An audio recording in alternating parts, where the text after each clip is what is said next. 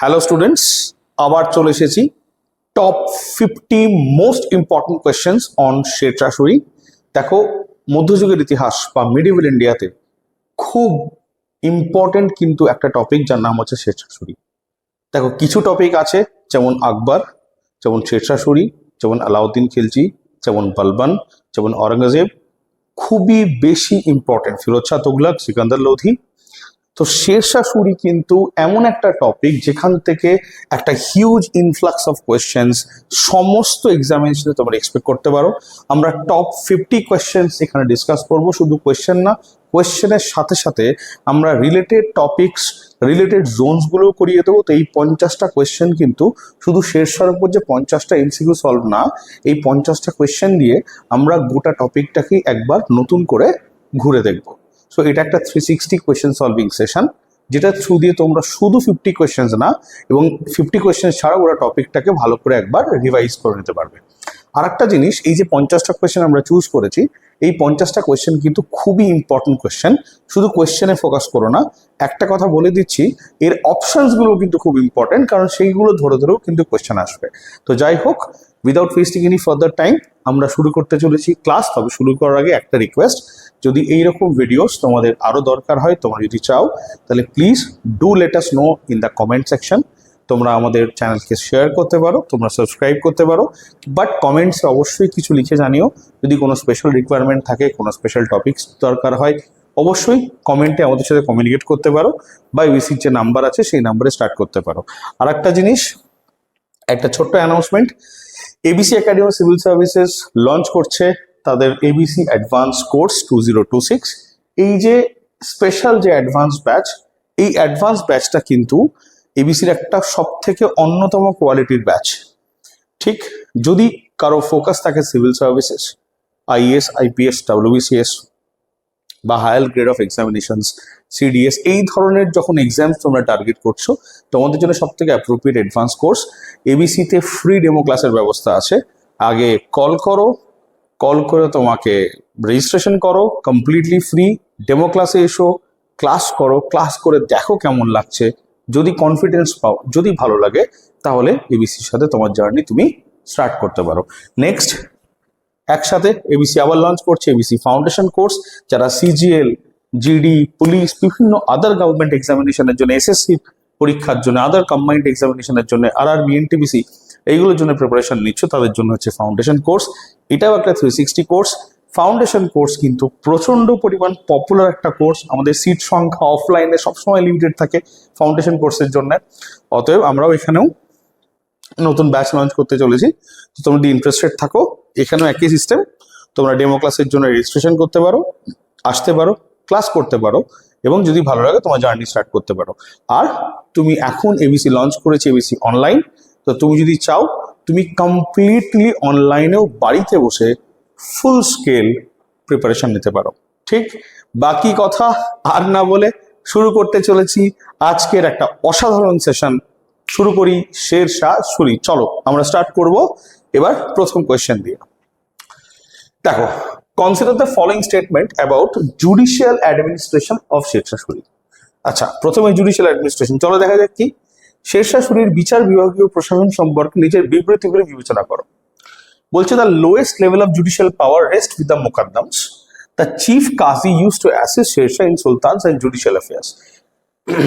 দেখো, এখানে আগে দুটো লাইন বোঝো। এই ধরনের কোয়েশ্চেন কিন্তু খুব ইম্পর্টেন্ট হয়। আমরা বেশ এরকম ধরনের কোয়েশ্চেন কেন চুজ করি তোমাদের জন্য। দেখো, কয়েকটা কথা বলি। এই ওয়ান লাইনার, কে কত সালে কি এসছে না এসছে, এরকম কোয়েশ্চেন ব্যাংক বাজারে হাজারো হাজারো আছে। স্টেটমেন্ট বেসড, অ্যানালাইসিস বেসড, এই ধরনের কোয়েশ্চেন ব্যাংকের কিন্তু খুব অভাব। ওই কারণের জন্য এবিসি এই ধরনের অ্যানালাইসিস বেসড কোয়েশ্চেন নিয়ে আসে তোমাদের সামনে, যাতে এই ধরনের কোয়েশ্চেন যদি তোমরা সলভ করো, এটা করতে গিয়ে তোমাদের এই ফ্যাকচুয়াল ডেটাবেসের কোয়েশ্চেনগুলো কিন্তু হয়ে যায়। এবং ওই কারণের জন্য আমরা এই ধরনের কোয়েশ্চেনগুলো আনি। শুরু করি। The lowest level of judicial power rest with the muqaddams. বলছে যে বিচার ক্ষমতার যে সর্বনিম্ন স্তর, মানে বিচারের যে সর্বনিম্ন স্তর, সেগুলো মুকদ্দমদের হাতে ছিল। আর বলছেন, প্রধান কাজী সুলতানের বিচার বিভাগীয় কাজে শের শাহকে সহায়তা করতেন। এবার ব্যাপার হচ্ছে যে চলো দেখি কথাটা সত্যি। আগে এটা জানতে হবে যে মুকদ্দম জিনিসটা কি, আর শেরশাহ জুডিশিয়াল ব্যবস্থায় বা কি ছিল, ভাই কাজী কে ছিল, এই এই জিনিসগুলো না জানলে কিন্তু আমরা এই কোশ্চেনটা সলভ করতে পারবো না। চলো দেখা যাক। প্রথম কথা, এই যে শেরশাহ যে অ্যাডমিনিস্ট্রেশন, এই অ্যাডমিনিস্ট্রেশনে একটা দুর্দান্ত সিস্টেম ছিল, যে সিস্টেমটা কিন্তু সত্যি কথা বলতে গেলে কি আমি এই লোকটাকে জিনিয়াস বলে মনে করি। Genius, he is definitely a genius. কেন জানো? কারণ ও একটা মডেল তৈরি করেছিল, যে মডেলটাকে বলা হয় collective liability model. Collective liability কি, লোকাল রেসপন্সিবিলিটি কি, এই যে টার্মস গুলো এখানে লেখা আছে এগুলোর মানে কি, এগুলো কেন, এই জিনিসগুলো কি কি কেন কথা এগুলো বলছেন। দেখো সহজ কথাই বলি, শেরশাহ যে জুডিশিয়াল মডেলটা ছিল, মুকদ্দম অ্যাকচুয়ালি কিরকম সিস্টেম বলতো, গ্রামে যারা পঞ্চায়েত প্রধান হয়, যারা গ্রামের সরপঞ্চ হয়, শেরশাহ টাইমে আমরা তাদের বলতাম মুকদ্দম। ঠিক আছে? তো শেরশাহ একটা অদ্ভুত সিস্টেম নিয়ে আসে। শেরশাহ বলছে, দেখো একটা সিম্পল ফিলোসফি বলছে, if crime occurs in a specific area, the official of the area are the one who let it happen. দুর্দান্ত কথা এবং পারফেক্ট একটা কথা। শেরশাহ বলছে যদি কোনো জায়গাতে কোনো ক্রাইম হয়, কোন ধরনের খারাপ কিছু হচ্ছে, তাহলে সেখানকার অফিসিয়াল যারা আছে, পুলিশ অফিসারদের কথা বলছি, পুলিশ অফিসার যারা আছে তারা যদি চায় যে আমি আমার এলাকাকে ক্রাইম ফ্রি করব, পুলিশ কিন্তু কমফোর্টেবলি করতে পারে, আরামসে পারবে। কারণ পুলিশ জানে না এটা হওয়া সম্ভবই না। হয়তো হ্যাঁ পুলিশের সংখ্যা কম, সেই তুলনায় পুলিশ ফুল এফিসিয়েন্সিতে কাজ করতে পারে না, প্লাস পলিটিক্যাল ইনফ্লুয়েন্সেস থাকে, সেই কারণে পুরোপুরিভাবে স্বাধীনভাবে কাজ করতে পারে না। কিন্তু যদি এই দুটো জিনিসকে আমি সর্ট আউট করতে পারি কোনোভাবে, এবং পুলিশ যদি চায় কি আমি ক্রাইম হতে দেবো না, অসম্ভব হওয়া। তো এটাই কিন্তু শেরশাহ, আজকের ডেটে যেমন এই কথাটা সত্যি, শেরশাহ এক্স্যাক্টলি এই প্রিন্সিপালটাতেই বিশ্বাস করতেন। তাই শেরশাহ বলতেন যে এই যে মুকদ্দম কথাটার মানে কি, যে ভিলেজ হেডম্যান, গ্রামে, ইনার উপর দায়িত্ব ছিল গ্রামের কিন্তু একটা মানে তোমার ব্যবস্থা, মানে গ্রামের জুডিশিয়াল ব্যবস্থা। আচ্ছা, আজও তুমি যদি ভালো করে খেয়াল করে দেখো, গ্রামের ছোটখাটো ঝুট ঝামেলাগুলো কিন্তু কে সলভ করে? প্রধানই সলভ করে। আচ্ছা, এবার কি করতো শেরশাহ? ধরে নাও একটা ঘটনা বলি, ধরে নাও একটা চুরি হয়েছে বা একটা মার্ডার হয়েছে কোথাও। শেরশাহ সিম্পল বলতো, গ্রামের যে প্রধান তার দায়িত্ব থাকবে মার্ডারারকে ধরে নিয়ে এনে উপস্থিত করা এবং তার বিচার করা। যদি শেরশাহ যদি এটা গ্রামের প্রধান না করতে পারে, ধরো চুরির ক্ষেত্রে করতে পারলো না, ধরো কারো বাড়ি থেকে 10 লক্ষ টাকা চুরি হয়েছে, তাহলে এটা মুকদ্দম বা গ্রামের যে হেডম্যান, তাকে নিজের পকেট থেকে যার বাড়িতে চুরি হয়েছে তাকে কিন্তু টাকাটা দিতে হবে। এটা গেল 1 নম্বর পয়েন্ট। 2 নম্বর পয়েন্ট হচ্ছে আরো শকিং, যে যদি কেউ ক্রিমিনালকে ধরে না আনতে পারে, তাহলে ভাই তার একটাই অপশন, সেটা হচ্ছে ফাঁসির কাটে গলা দিতে হবে। তো ব্যাপারটা এরকম যে গ্রামের যারা ডাকাত ছিল, বদমাইশ ছিল, এরা মানে সবসময় গ্রামের যে প্রধান সে ব্যতিব্যস্ত থাকতো কি আমার গ্রামে যেন কিছু না হয়, এবং সে ফুল চেষ্টা করতো যাতে তার প্রবলেমটা সলভ হয়ে যায়। আচ্ছা, এরকম একটা মডেল শেরশাহ তৈরি করে। আর একটা জিনিস যেটা আমি তোমাদের বলবো, যে তুমি যদি এই যে জুডিশিয়াল সিস্টেমটাকে শেরশাহ দেখো প্রপার ওয়েতে, তুমি দেখবে সবার উপরে একদম ন্যাশনাল লেভেলে, আজকের ডেটেও আছে, আজকের ডেটে তুমি দেখো, আজকের ডেটে সুপ্রিম কোর্ট, এই সুপ্রিম কোর্ট লেভেলে একদম সবার উপর হচ্ছে শেরশাহ। শেরশাহকে কাজে সাহায্য করছেন কে? যে চিফ কাজী, ইনি কিন্তু সাহায্য করছেন। দেখো নেক্সট, তারপরে তুমি দেখো সুপ্রিম কোর্টের নিচে কি আছে? হাইকোর্ট। তাহলে head K? Chief justice of high court. ঠিক প্রত্যেকটা রাজ্য বেসিসে বা একাধিক রাজ্য বেসিসে আমাদের দেশে বেশ কিছু হাইকোর্ট আছে, এবং এই হাইকোর্টের যে হেড, আমরা আজকে কি বলছি তাকে? Chief justice of high court. Sher Shah টাইমে কি বলতাম? মুনসিফান। আচ্ছা, তারপরে হাইকোর্টের নিচে কি? District court. এই যে ডিস্ট্রিক্ট কোর্টের যে হেড কে? ডিস্ট্রিক্ট জাজ। এবং শেরশাহ টাইমে কি বলতাম? আমিন বা মুন্সিফ, এবং তার নিচেকে গ্রামের লেভেলে আজকের ডেটে কি বলছি, প্রধান। প্রধানের পুরোপুরি ভাবে ক্ষমতা না থাকলেও বেশ কিছু জায়গাতে কিন্তু কোয়াসি জুডিশিয়াল পাওয়ার দেওয়া থাকে, কি এই ধরনের গ্রামের যে ছোটখাটো জোট ঝামেলা অশান্তি এগুলো প্রধান নিজেই বসে দুই পার্টিকে ডেকে বসে সলভ করতে পারে, এবং তখনকার টাইমে বলতাম মুকদ্দমস। তাহলে এই যে বিচার বিভাগীয় ব্যবস্থা, তাহলে 1 নম্বরে সবার শীর্ষে হচ্ছে শেরশাহ এবং চিফ কাজী, 2 নম্বরে হচ্ছে মুন্সিফ ও মুন্সিফান ডিস্ট্রিক্ট লেভেল স্টেট লেভেলে, 3 নম্বরে আমিন মুন্সিফ হচ্ছে, এবং 4 নম্বরে হচ্ছে মুকদ্দম।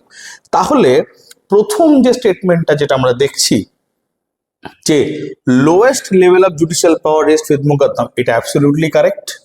and the chief qazi used to assist Sher Shah in sultan's judicial affairs, প্রধান কাজী সুলতানের বিচার বিভাগীয় কাজে শেরশাহকে সাহায্য করতেন, এটাও অ্যাবসলিউটলি কারেক্ট। তাহলে দেখা যাচ্ছে বোথ 1 and 2 আর কারেক্ট আনসার। বুঝতে পারলে? আচ্ছা চলো এবার আসি নেক্সট কোয়েশ্চেন। আশা করি এটা ক্লিয়ার হয়েছে। The whole judicial system, আচ্ছা সরি এখানে আসছি না। Sher Shah সুরি's father Hasan Khan Suri held the position of Jagirdar in which region? Sher Shah সুরির পিতা হাসান খান সুরি কোন অঞ্চলের জাগিরদার ছিলেন? এটা খুব কমন আনসার, আর আশা করি তোমাদের পারা উচিত। কে পারবে এটা? দেখি আনসার করতে পারো কিনা। Answer is Sasaram. দেখিয়ে দিচ্ছি, দেখো শেরশাহ আসল নাম কি? ফারিদ খান। আসল নাম কি শেরশাহ? ফারিদ খান। বাবার নাম কি? হাসান খান। জাগিরদার ইন বিহার, বিহারে কোথায়? সাসারাম বলে একটা জায়গা আছে, সেখানে শেরশাহ সাসারাম বিহারে 1472 সালে জন্মগ্রহণ করে। কারেক্ট? তাহলে এখানে বুঝতেই পারছো যে শেরশাহর বাবা কিন্তু ওইখানকার যে সাসারামের একটা জাগিরদার ছিলেন। আচ্ছা, তো নেক্সট কোয়েশ্চেন আমরা আসি। হু বেস্টোড the title Sher Khan upon Farid Khan for killing a tiger bare handed? তাহলে বুঝতে পারছো ফারিদ খানকে, ফারিদ খান হচ্ছে শেরশাহর নাম। শেরশাহ তো টাইটেল, শেরশাহ নামটা টাইটেল পাওয়ার আগে ওর নাম ছিল ফারিদ খান, অ্যাকচুয়াল নাম ফারিদ খান। আচ্ছা, খালি হাতে বাঘ মারার জন্য ফারিদ খানকে শেরশাহ উপাধি কে দিয়েছিলেন? আচ্ছা, এবার একটা কথা বলি, এখানে কিছু জিনিস তোমাদের জানা দরকার। জানো তো এটা কথা, একটা মানুষ লাইফে অনেক সময় দেখবে খারাপ সিচুয়েশন আছে, অনেক সময় আসে, আমরা জেনারেলি কি করি, খারাপ সিচুয়েশনে ভয় পেয়ে যাই এবং আমরা চেষ্টা করি কিভাবে এখান থেকে বেরোবো। কখনো ঠান্ডা মাথায় একটু ভেবে দেখো এই খারাপ সিচুয়েশন কেন আসে, বা যদি আসে এর রেজাল্ট কি। দেখো পৃথিবীতে যতদিন না অবধি পরিস্থিতি যত খারাপ থাকবে তত তুমি তোমার স্ট্রেংথ অফ ক্যারেক্টার বাড়বে। একবার কি হয়েছিল, আমি I am quoting from the scene of Mahabharata. Arjun কৃষ্ণকে জিজ্ঞেস করে কি, হে ভগবান তুই আমাকে কি কি দিলি, আমি এমন কি খারাপ কাজ করলাম কি আজকে আমার দাদা, আমার জেঠু, ইনাদের উপর আমাকে আজকে তীর চালাতে হবে। তো কৃষ্ণা সেড एक बहुत अच्छा शब्द कृष्ण ने कहा था कि अर्जुन লাইফে যখনই খারাপ পরিস্থিতি আসবে তখনই বুঝবে কিন্তু এটা ঈশ্বরের আশীর্বাদ, because that is the time, that is only the time when you are strong, when you build your character. তো এই গল্পটা আমি কেন বলছি, কোথায় মহাভারতের সাথে শেরশাহর কি রিলেশন? দেখো আছে, নাহলে বলতাম না। শেরশাহ ছোটটা কিন্তু চরম কষ্টে কেটেছে। আমি একবার বলি শেরশাহ সম্বন্ধে। ছোট্ট থেকে অ্যাকচুয়ালি কি হয়, শেরশাহর অল্প বয়সে শেরশাহর মা মারা যায়, সৎমা মানুষ করে। এই যে সৎমা ছোট্ট থেকে নেগলেক্ট করতো, এবং ওর সৎমা সবসময় চাইতো যে শেরশাহ যেন সাসারাম ছেড়ে চলে যায়, সবসময় চাইতো শেরশাহ যেন কোনোভাবে আঘাতপ্রাপ্ত হয়, শেরশাহ যেন মরে যায়, এবং শেরশাহর উপর অস্বাভাবিক পরিমাণ অত্যাচার করত। এবার ঘটনা এটা ঘটে কি, ছোট থেকে এরকম অবহেলার সাথে বড় হয়েছে। এক তো বাবা উদাসীন ছিল, দেখতো না শেরশাহ, আর ওই সৎ মায়ের কথায় নাচতো পুরোপুরি ভাবে। ছেলে পুরোপুরি ভাবে নেগলেক্টেড, শুধু নেগলেক্টেড না, ম্যালট্রিটেড, ইল ট্রিটেড, ম্যালট্রিটেড। দ্বিতীয় কথা, দেখো সেইখান থেকে এরকম একটা পজিশন থেকে একটা সিংহাসন দখল করে একটা বড় এলাকার রাজা হওয়া, মুঘল সিংহাসন দখল করা, হুমায়ুনকে সরিয়ে সেই সিংহাসনে বসা, এটা কিন্তু অ্যাম্বিশন ছাড়া হয় না।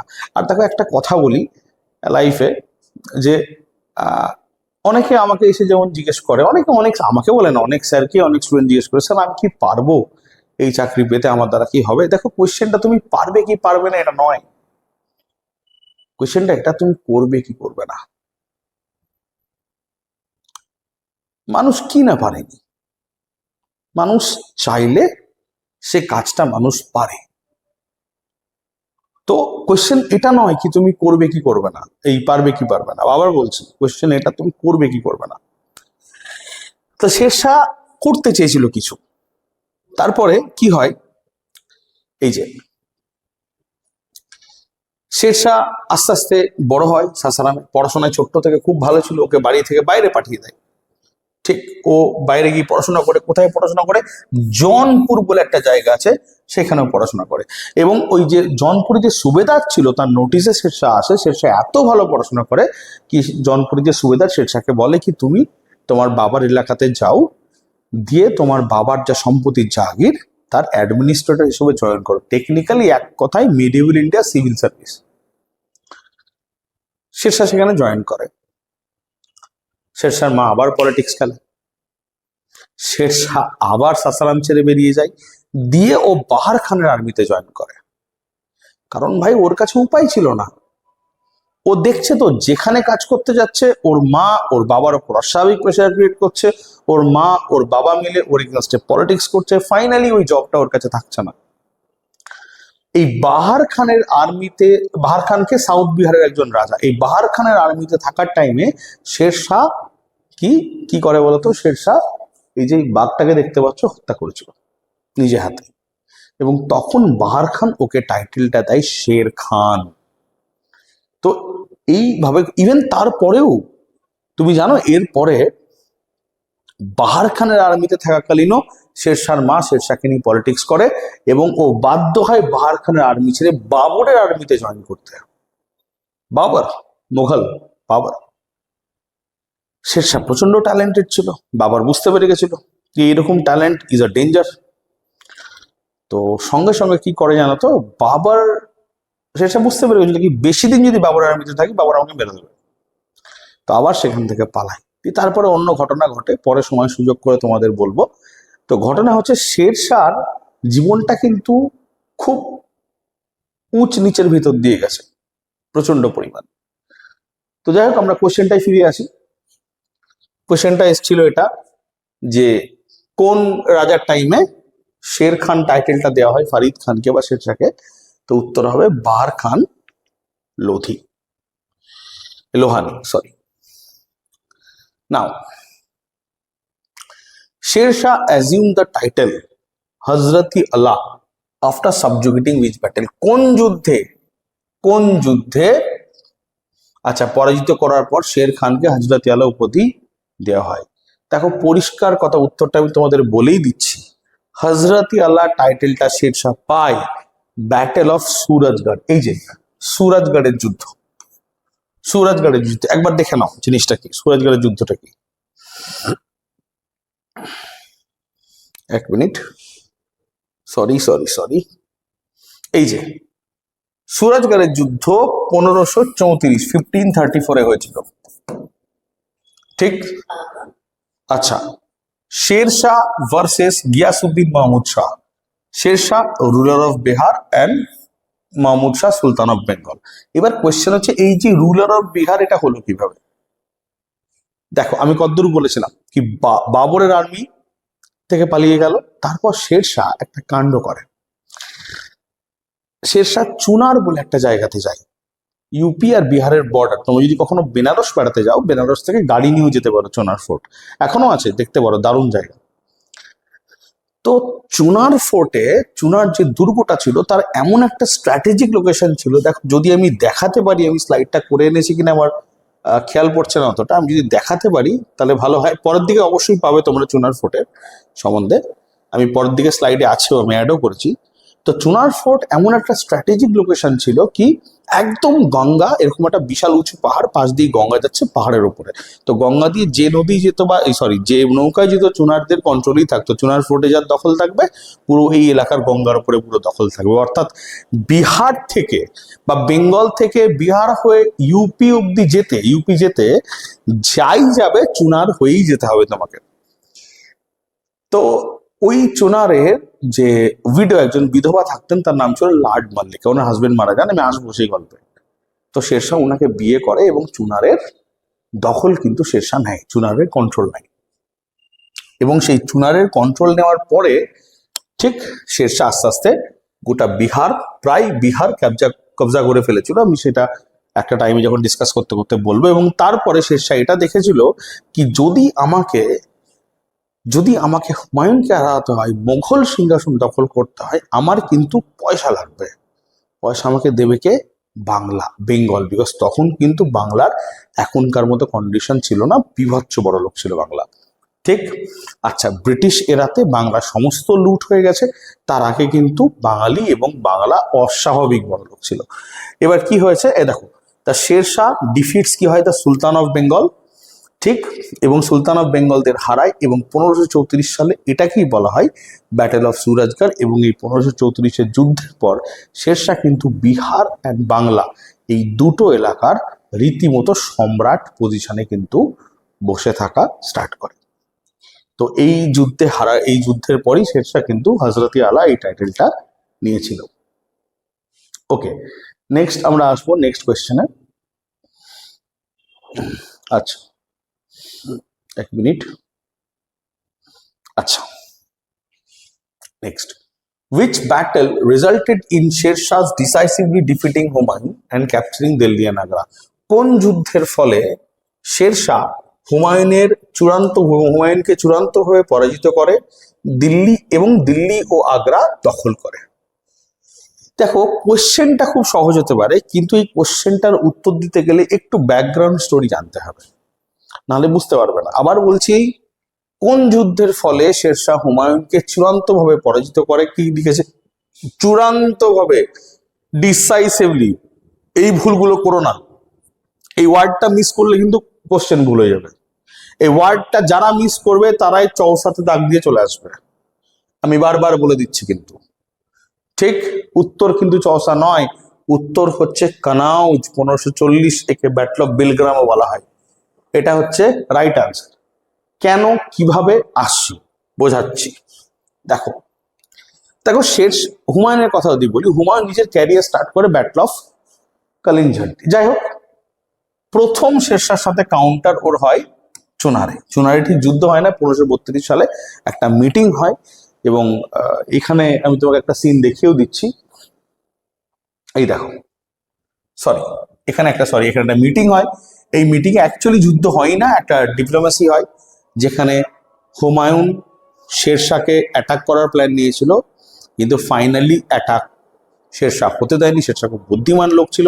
শেরশাহ সঙ্গে সঙ্গে হুমায়ুনকে গিয়ে বলেছে, ডিপ্লোমেসি করেছে, হুমায়ুনকে বলেছে, স্যার প্লিজ আপনার যা লাগবে নিয়ে নিন, কোনো যুদ্ধ করবেন না। সো ফাইনালি প্রবলেমটা কিন্তু তখনকার জন্য সলভ হয়ে যায়। হুমায়ুন কিন্তু অত বুদ্ধিমান ছিল না, এর যে শেরশাহ ডিপ্লোমেসিটা বুঝতে পারবে। তারপরে বাহাদুর শাহর সাথে গুজরাটে হুমায়ুনের যুদ্ধ হয়, আসবো সে কথায়। অদ্ভুতভাবে গল্পটা শুরু হচ্ছে এইখান থেকে। শেরশাহ, এই হুমায়ুন বাংলা দখল করে এবং বাংলা থেকে জান্নাতাবাদে কিন্তু বহুদিন ওখানে থাকা স্টার্ট করে। দেখাচ্ছি, দেখো, গুজরাট দখল করার পর যখন বাহাদুর শাহ গুজরাট দখল করে, হুমায়ুন আর্মি নিয়ে গুজরাটে অ্যাটাক করে, বাহাদুর শাহকে হারায়, আসকারির হাতে গুজরাটের দায়িত্ব দেয় হুমায়ুনের ভাই। কিছুদিন পর বাহাদুর শাহ আবার অ্যাটাক করে, আসকারির হাত থেকে গুজরাট চলে যায় এবং আসকারি ও দাদার সাথে একসাথে হয়ে ফিরে চলে আসে দিল্লি। ও গুজরাট যা হচ্ছে দেখবো এরকম একটা ব্যাপার। এবার একটা কথা ভাবো, যে এটা যদি ভারতের মানচিত্র হয়,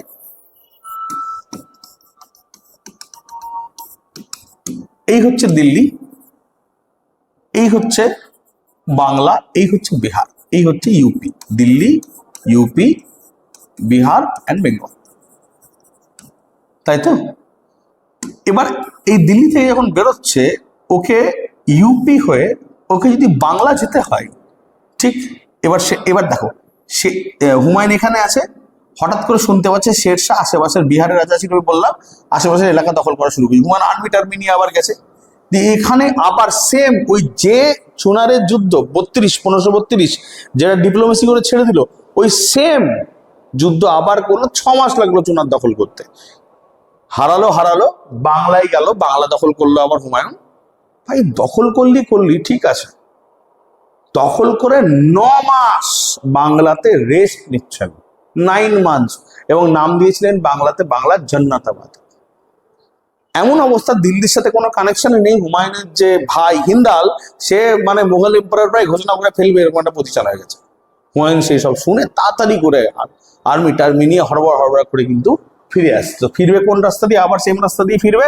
ব্যাস, বিহারে শেরশাহ আর্মি আটকে দিয়েছে, এবং তখন ভয়ঙ্কর যুদ্ধ হয়, ব্যাটল অফ চৌসা। ভয়ঙ্কর যুদ্ধ হয়। হুমায়ুনের এর আগে যে আমি টপ 50 কোয়েশ্চেন্স যে সিরিজটা করেছি, ওখানে বলেছি পুরো ডিটেলসে যুদ্ধটা কিভাবে হয়। যুদ্ধ হয়, শেরশাহ এত স্ট্র্যাটেজিক্যালি ইন্টেলিজেন্ট, নিজের ফোর্সকে একটু হাই লেভেলে রাখে। হুমায়ুন নিচে দাঁড়িয়েছিল, 3 মাস নষ্ট করার সময় এপ্রিলে মিটিং হয়, মানে এপ্রিলে সামনাসামনি হয় দুটো ফোর্স, আর তোমার জুন মাস অব্দি, মে জুন 3 মাস শেরশাহ নষ্ট করে, ইচ্ছা করে। জুন মাসে বৃষ্টিটা হবে, ঝমঝম করে বৃষ্টি পড়ে, হুমায়ুনের ফোর্স অলরেডি লো ল্যান্ডে ছিল, কাদাতে আটকে যায়। শেরশাহ আরামসে হুমায়ুনকে উপর থেকে একদম টাক টাক টাক টাক করে হুমায়ুনের ফোর্সকে মারে। হুমায়ুন গঙ্গায় লাফ মেরে এই যে প্রাণ বাঁচায়। এই যে হুমায়ুন, যে দেখেছো, এটা হচ্ছে শেরশাহর ফোর্স, হাইল্যান্ডে আছে, হুমায়ুনের নিচে আছে। 3 মাস এরা দুজনে মিটিং করেছে, কোনো পরের সলিউশন হয়নি। যেই বৃষ্টি পড়েছে তখন অ্যাটাক করা স্টার্ট করেছে শেরশাহ। এবার হুমায়ুনের আর্মি এই কাদাতে কামান সব আটকে যায়, এবং আটকে গিয়ে ফাইনালি যুদ্ধ হয়। এমন অবস্থা হয়, হুমায়ুন ঘোড়া শুদ্ধ জলে লাফ মারে, দিয়ে নিজের প্রাণটা বাঁচায়। এবং ফাইনালি তারপর হুমায়ুন আবার আগ্রা ফিরে যায়, ভাইদের কাছে সাহায্য চায়। ওর কোনো ভাই, এবং একদূর হচ্ছে ব্যাটল অফ চৌসা। এই যুদ্ধটা হলো, জল খেলো হুমায়ুন, কাদা থেকে উঠলো গঙ্গায়, নিজের প্রাণ বাঁচালো, এটা হলো ব্যাটল অফ চৌসা 1539। তারপর হুমায়ুন আগ্রা ফিরে যায়, আর্মি জোগাড় করে, ভাইরা কোনো রকম ভাবে সাহায্য করে না। হুমায়ুন এদিক সেদিক হাত মেরে এদিক ওদিক কিছু আর্মি জোগাড় করে, এবং তারপরে সাথে যুদ্ধ হয়, কানাউজের যুদ্ধ হয়।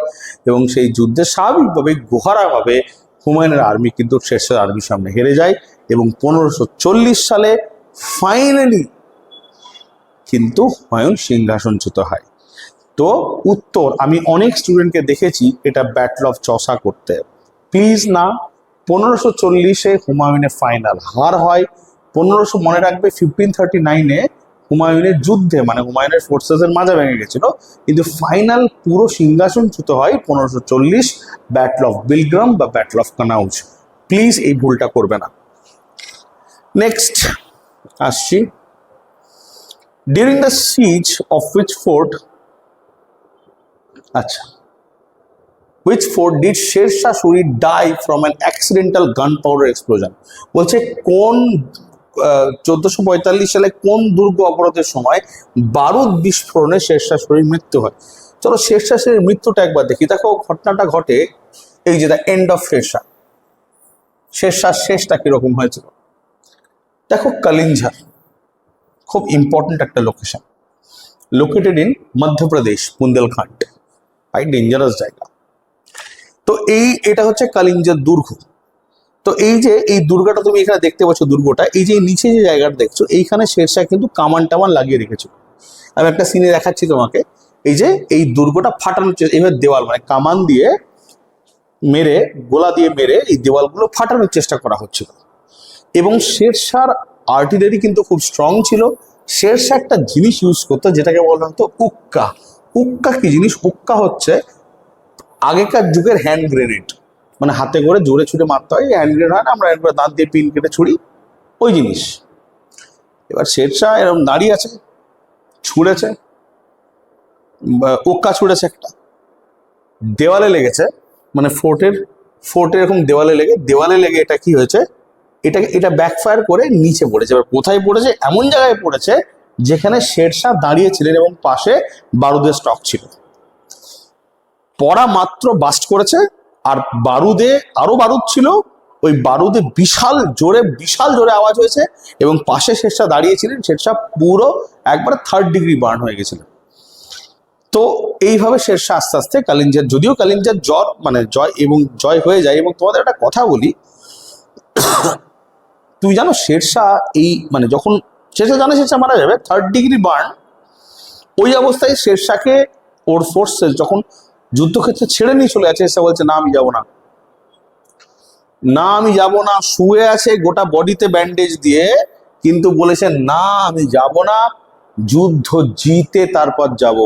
তো একদম শেষ মুহূর্তে শেরশাহ যে আর্মি কমান্ডার, তার নাম ছিল ঈসা খান যখন এসে শেরশাহকে বলে কালিঞ্জারের পতন হয়েছে স্যার, কালিঞ্জার আমরা হারিয়ে ফেলেছি, ও শেষ কথা বলে thanks to the Almighty god, এবং শেষ নিঃশ্বাস ত্যাগ করে শেরশাহ মারা যায়। ভাই এটা হচ্ছে একটা ওয়ারিয়ারের ডেথ, इसको कहते हैं औकात, इसको कहते हैं औकात। তো যাই হোক, এখানে তোমরা দেখতে পাচ্ছ একটা জিনিস, তাহলে উত্তরটা কি হবে? আমরা একবার ফিরে আসি, উত্তর হবে কিন্তু কালিঞ্জার। চলো আগাই। Under Sher Shah central administration the Diwani Wizarat was responsible for what? দেখো এখানে একটা কোয়েশ্চেন করেছে, শেরশাহ যে কেন্দ্রীয় প্রশাসনিক মডেল ছিল, সেখানে দিওয়ানি ওয়াজিরাত কিসের জন্য দায়ী ছিল? এগুলো কি জিনিস?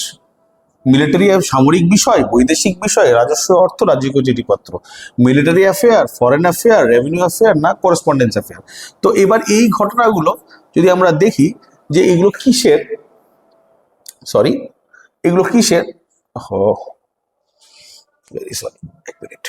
হ্যাঁ এগুলো কিসের, তাহলে দেখতে পাবো এই 4টে কিন্তু শেরশাহর অ্যাকচুয়ালি ডিপার্টমেন্ট ছিল। চলো একবার দেখি ডিপার্টমেন্ট গুলো কি ছিল। দেখো দিওয়ানি ওয়াজিরাত, ঠিক এটা কি ছিল? In charge of revenue and finance, এবং it was headed by the wazir কে প্রাইম মিনিস্টার। তাহলে শেরশাহর যে প্রধানমন্ত্রী, সে কিন্তু শুধু প্রধানমন্ত্রী ছিল তা না, সে রেভিনিউ এবং ফিনান্সেরও কিন্তু মিনিস্টার ছিলেন। দ্বিতীয় কথা, দিওয়ানি আরিজ, এটা হেডেড বাই আরিজ ই মামলিক, মানে যে হেড ছিল তার নাম মিনিস্টার আরিজ ই মামলিক। এটা যুদ্ধের মিনিস্ট্রি ছিল, মিলিটারি বা ওয়ার ডিপার্টমেন্ট, আর্মির রিক্রুটমেন্ট, ট্রেনিং, ডিসিপ্লিন এখানে হতো। দিওয়ানি রাসালাত হ্যান্ডেলড ফরেন অ্যাফেয়ার্স, বিদেশি অ্যাফেয়ার গুলো, ডিপ্লোম্যাটিক ইস্যুস গুলো, অন্যদের সাথে কথা বলা, অন্যান্য রাজ্যের সাথে কথা বলা। এই যে দিওয়ানি রাসালাত, এই যে দিওয়ানি আরিজ, এই যে দিওয়ানি ওয়াজিরাত। আর লাস্টে হচ্ছে Diwani Insha, manage by royal farmans, maintain government record, correspondent ministry, associated ministry, সরকারি রেকর্ড রাখা, অন্যান্য মিনিস্ট্রিকে বিভিন্ন কাজে অ্যাসিস্ট করা বা হেল্প করা, এটা ছিল দিওয়ানি ইনশার কাজ। তো চলো একবার দেখে নিই কোয়েশ্চেনটা কি দিয়েছে। তাহলে কি দিওয়ানি ওয়াজিরাত কি হবে?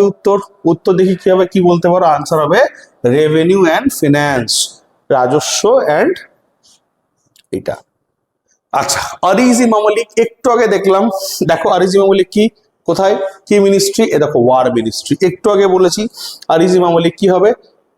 আরিজ ই মামলিক যেটা ওয়ার মিনিস্ট্রি। তাহলে দেখো কোয়েশ্চেনটা কি, which department was headed by Ariz i Mamalik under Suri administration? Suri প্রশাসনের অধীনে আরিজ ই মামলিক কোন বিভাগের প্রধান ছিলেন? তাহলে ভাই কোন মিনিস্ট্রির প্রধান হবে? আরিজ ই মামলিক মানে ওয়ার মিনিস্ট্রি। কোন মিনিস্ট্রির প্রধান হবে? খুব ভালো করে দেখো, দিওয়ানি আরিজ। আমার সাথে সাথে একসাথে সবাই মিলে, দিওয়ানি আরিজ। আরিজ মানে সহজ কথায় মনে রাখবে, আরিজ মানে ওয়ার, আরিজ মানে ওয়ার। এটা ভুলবে না, এই কিওয়ার্ডটা মাথায় রেখে দাও, জীবনেও ভুলাবে না। আচ্ছা, দিওয়ানি ইনশা এক্ষুনি করালাম, এই যে করেসপন্ডেন্স মিনিস্ট্রি, এই যে করেসপন্ডেন্স মিনিস্ট্রি এক্ষুনি করালাম। এই যে Diwani Insha, Sher Shah empire was tasked with managing কি? Spy system, royals, correspondence and records, এই যে রাজকীয় চিঠিপত্র, নথিপত্রগুলো মেনটেন করতো। তো স্বাভাবিকভাবে এটা কারেক্ট আনসার হবে। Next, Sher Shah divided his empire into multiple province or district known as. Sher Shah তার সাম্রাজ্যকে কতগুলি প্রদেশ বা জেলায় বিভক্ত করেছিলেন, যা পরিচিত ছিল কিভাবে? परगना, सरकार, इक्ता ना सूबा। चलो देखते हैं इसका मतलब क्या है। ঠিক আছে, চলো দেখি কি বলতে চাইছে। দেখো প্রথম কথা, একটু শেরশাহর মডেলটা আমাদের দেখতে হবে। কোথায় গেল, হ্যাঁ দেখো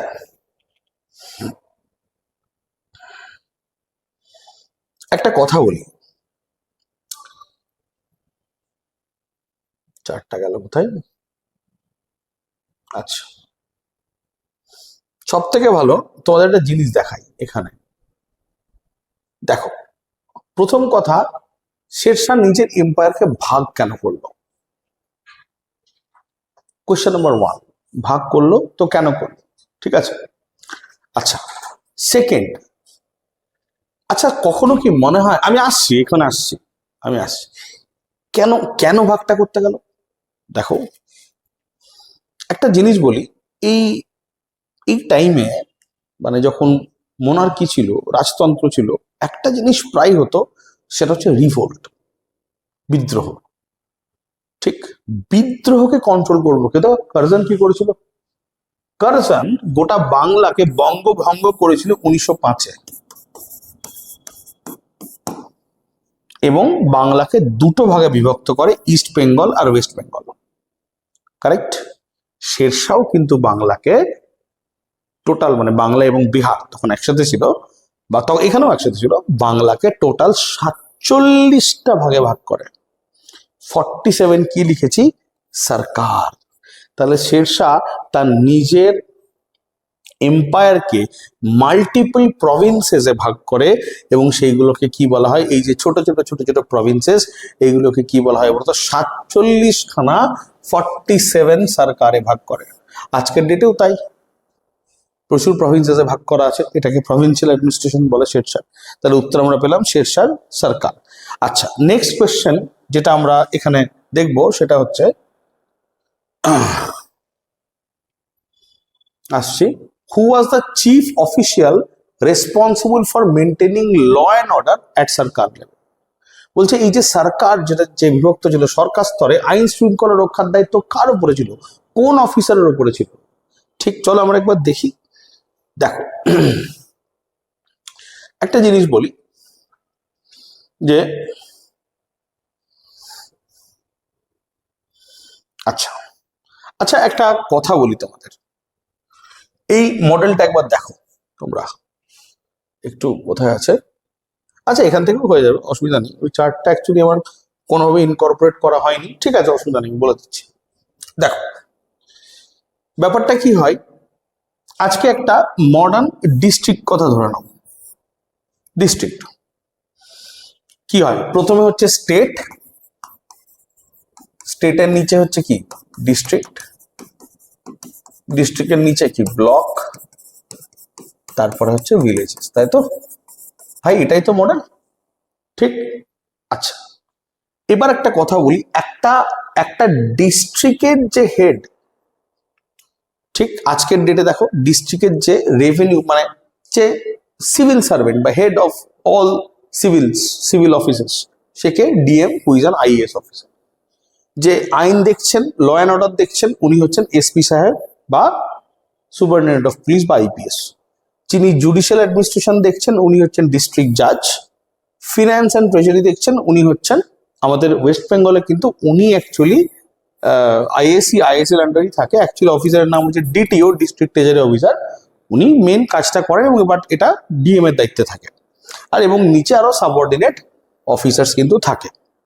তাহলে এটাকে যদি আমি শেরশাহর মডেলের সাথে তুলনা করি, দেখতে পাবে, দেখো আমাকে কি কোয়েশ্চেনে জিজ্ঞেস করেছে যে ল অ্যান্ড অর্ডার কে মেনটেন করতো। দেখো ল অ্যান্ড অর্ডার যে মেনটেন করতো, এই যে ল অ্যান্ড অর্ডার মেনটেন করতো কিন্তু শিকদার, এটা ছিল ডিস্ট্রিক্ট লেভেল একটা।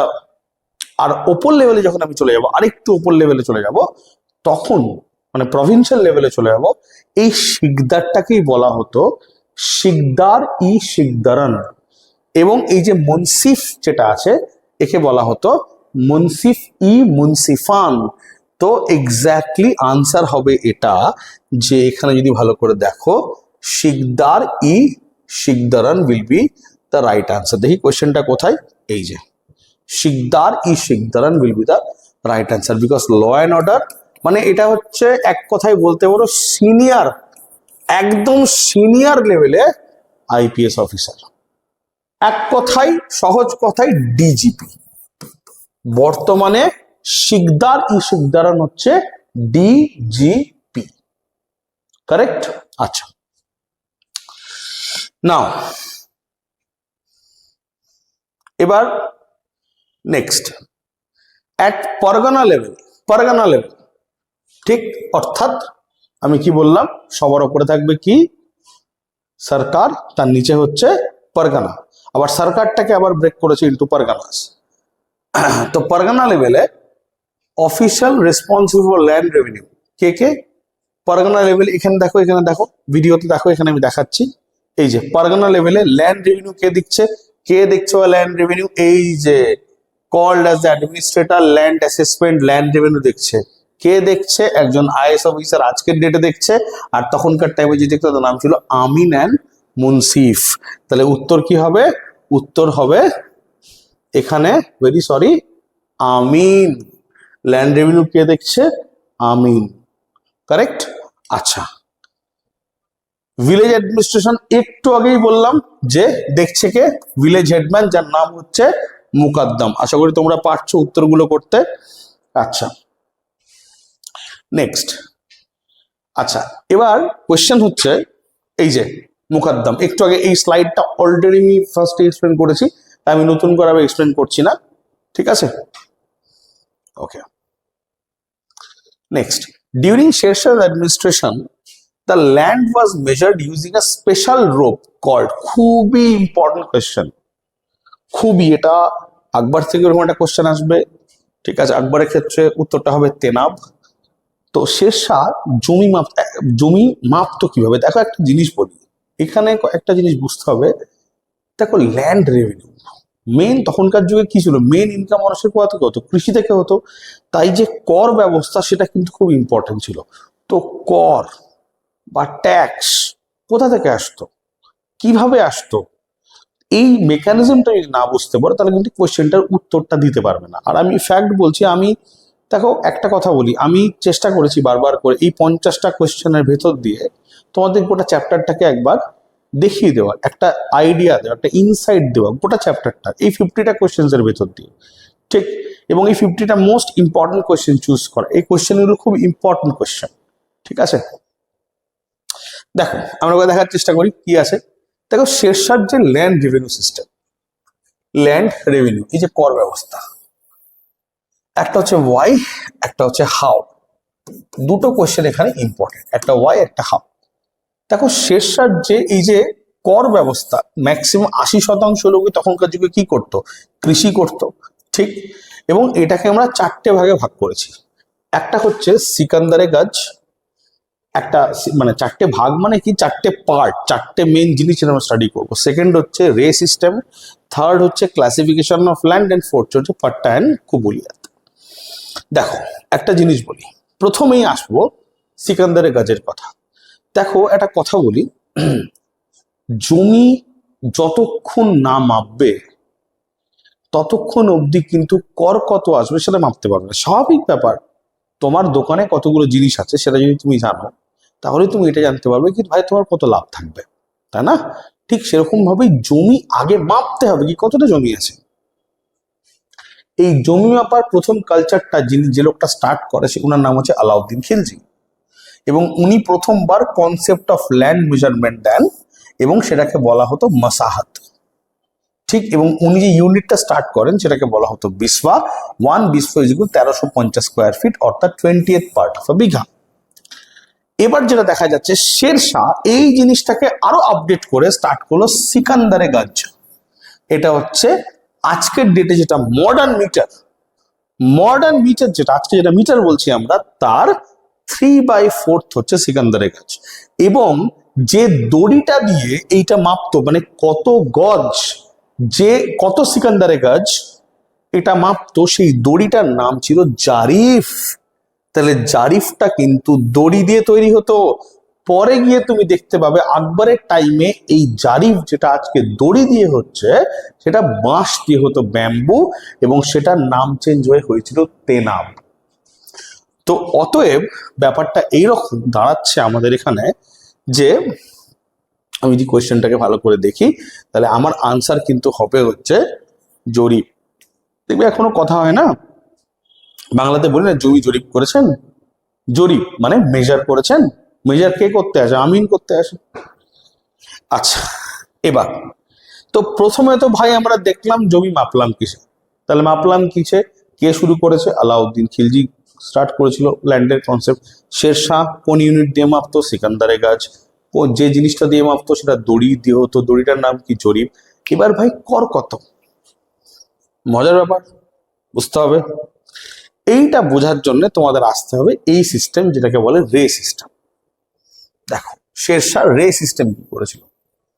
শেরশাহ সিম্পল বলেছিল, খুব সিম্পল, খুব সিম্পল সিস্টেম শেরশাহ স্টার্ট করে। শেরশাহ বলে তোমার যা প্রোডাকশন হবে, যা তোমার তৈরি হবে, ঠিক, এবং তার কিন্তু 3/1 1/3 অফ অ্যাভারেজ প্রডিউস। এবার অ্যাভারেজ প্রডিউস মানে কি? ধরে নাও অ্যাকচুয়ালি শেরশাহ, আমি জানি না এখানে দেখিয়েছি কিনা, এই যে শেরশাহ অ্যাকচুয়ালি কি করে, শেরশাহ জমিকে কিন্তু 3 রকম কোয়ালিটিতে ভাগ করেছিল। একটা ভালো কোয়ালিটির জমি, গুড, একটা মিডল কোয়ালিটির জমি, একটা খারাপ কোয়ালিটির জমি। ধরো তোমার জমি আছে ভাই, তোমার যে সব জমি যে একই কোয়ালিটির থাকবে তা তো নয়, কোনোটা একটু ভালো থাকবে, কোনোটা একটু কমা থাকবে, কোনোটা একদম খারাপ থাকবে। তো প্রোডাকশন তো সব জায়গাতেই হচ্ছে, সব জায়গাতে হচ্ছে। যেখানে কম খারাপ জমি কম উৎপাদন, ভালো জমি বেশি উৎপাদন। আর এই যে ভালো খারাপ এটা চেঞ্জ হতে থাকে, যেমন মানুষ কোনো সময় ভালো থাকে কোনো সময় খারাপ থাকে। তো কোনটা ভালো মানুষ বলা মুশকিল, কোনটা খারাপ মানুষ এটাও বলা মুশকিল। কারণ ভেবে দেখো, আজকে যে লোকটা তোমার কাছে ভালো আছে সে লোকটা কাউকে খারাপ, আবার কালকে যে লোকটা খারাপ ছিল সে কোনো না কোনো কিছু করে ভালো হয়ে গেছে। তো এটা তো লাইফের পার্ট। আরে মানুষের সাথে হচ্ছে, জমির সাথে হচ্ছে, সবার সাথে হবে। এবার শেরশাহ কি করতো? শেরশাহ না মানে টোটাল প্রোডাকশনটাকে অ্যাড করতো, মানে অ্যাভারেজ করতে বলতো। কি ধরে নাও তোমার এখানে এরকম হয়েছে, ধরে নাও যে কোনো জায়গায় 4 কেজি উৎপাদন হয়েছে, কোনো জায়গায় 3 কেজি উৎপাদন হয়েছে, কোনো জায়গায় 2 কেজি উৎপাদন হয়েছে। সব থেকে ভালো জমিতে 4 কেজি হয়েছে, অ্যাভারেজ জমিতে 3 কেজি হয়েছে, সব থেকে খারাপ জমিতে 2 কেজি হয়েছে। তাহলে 4 আর 3 7 আর টোটাল 9 কেজি উৎপাদন হয়েছে। এই 9 কেজির 3 ভাগ 1/3 into 9 মানে 3:3, মানে 3 কেজি ওকে টোটাল কর দিতে হবে। কথাটা বোঝাতে পারলে? 1/3 of the average produce. Average বার করবে, অ্যাভারেজ বার করে, সরি আমি একটু ভুল করলাম, হ্যাঁ ঠিক, আমি একটু ভুল করলাম। এই 9 কেজি বেরোবে, এই 9 কেজির অ্যাভারেজ বার করবে 3 দিয়ে, সরি ভুল করেছি আমি একটু, সরি, 3 দিয়ে বার করবে। তাহলে কত হচ্ছে? 9/3, ঠিক, 3 into 3 9, এটার 1/3, মানে ওকে 1 কেজি কিন্তু কর দিতে হবে। ঠিকই আছে, 1 কেজি কর, এমন কিছু না, খুব সুন্দর সিস্টেম। 1/3 অফ অ্যাভারেজ প্রডিউস, দারুণ সিস্টেম। আচ্ছা, এবার নেক্সট কোয়েশ্চেনটাই আসি, সরি। আচ্ছা, আর একটা জিনিস আমি তোমাদের এটা সাথে একবারে বলে দিই, ক্লাস ব্যাকে যেতে হবে একটু আমাকে। সেটা হচ্ছে শেরশাহ কিন্তু এখানে একটা দারুণ সিস্টেম স্টার্ট করেছিলেন, সেটা হচ্ছে এমএসপি সিস্টেম। এমএসপি সিস্টেম মানে হচ্ছে মিনিমাম সাপোর্ট প্রাইস। অর্থাৎ শেরশাহ কিন্তু আগেই একটা সার্টেন প্রাইস ডিক্লেয়ার করে দিতেন, কি ধান বা গম তার এরকম একটা রেট হবে।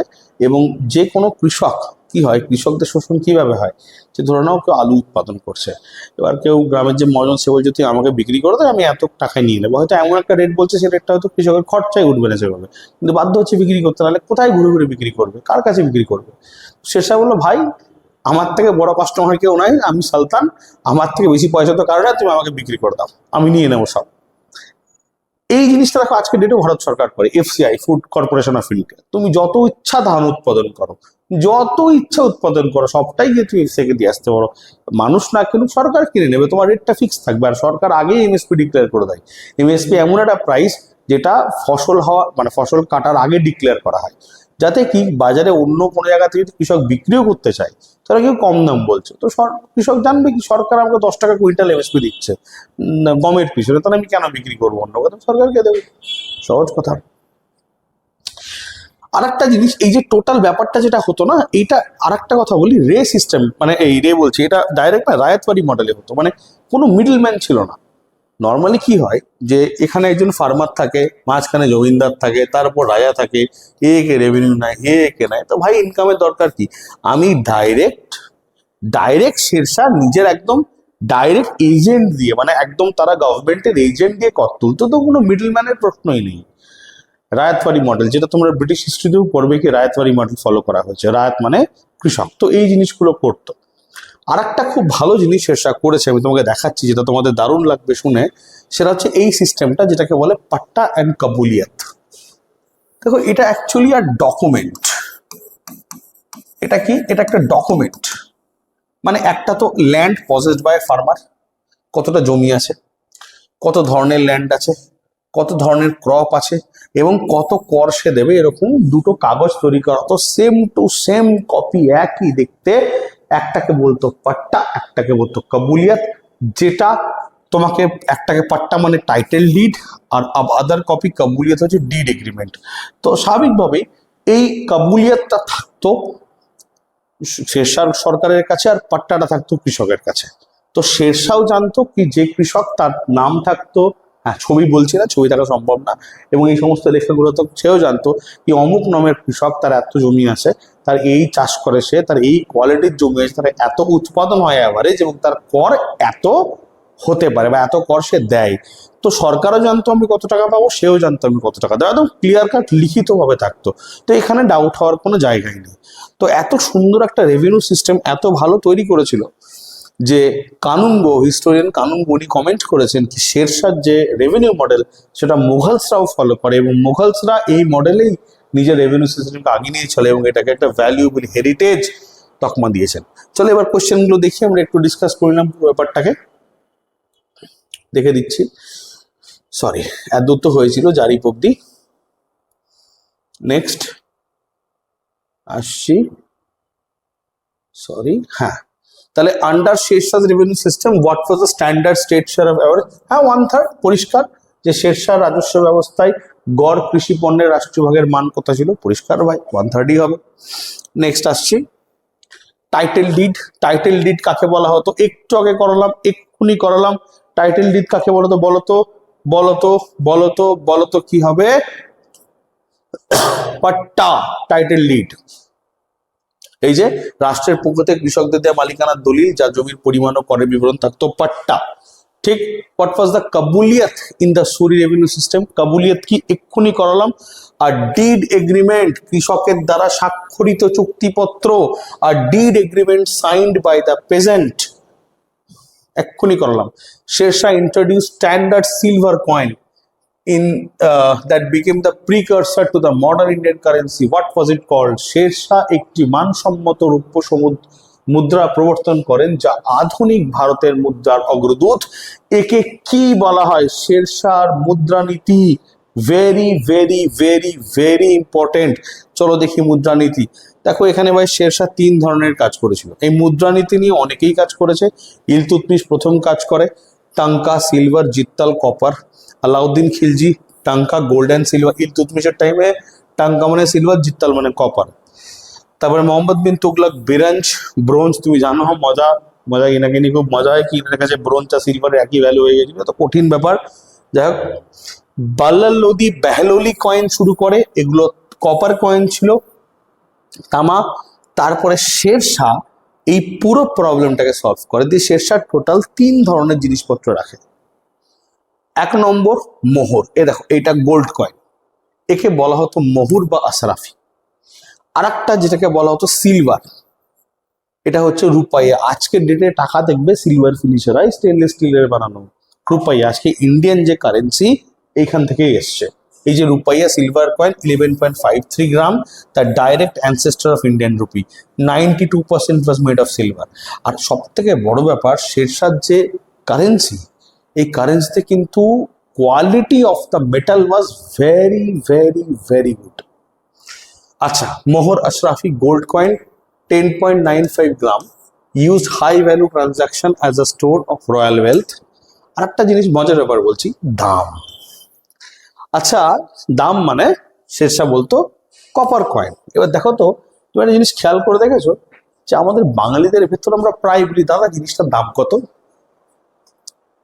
কেন বলি বলতো? কারণ আমরা সাধারণ মানুষ যারা, আমাদের কাছে গোল্ড সিলভার দুটোই থাকতো না, আজও থাকে না, আজও কপারই থাকে। ওই খুচরোই থাকে, আর যে নোটগুলো থাকে সেগুলো খুচরোর মধ্যেই ভ্যালু তার। যাই হোক, তো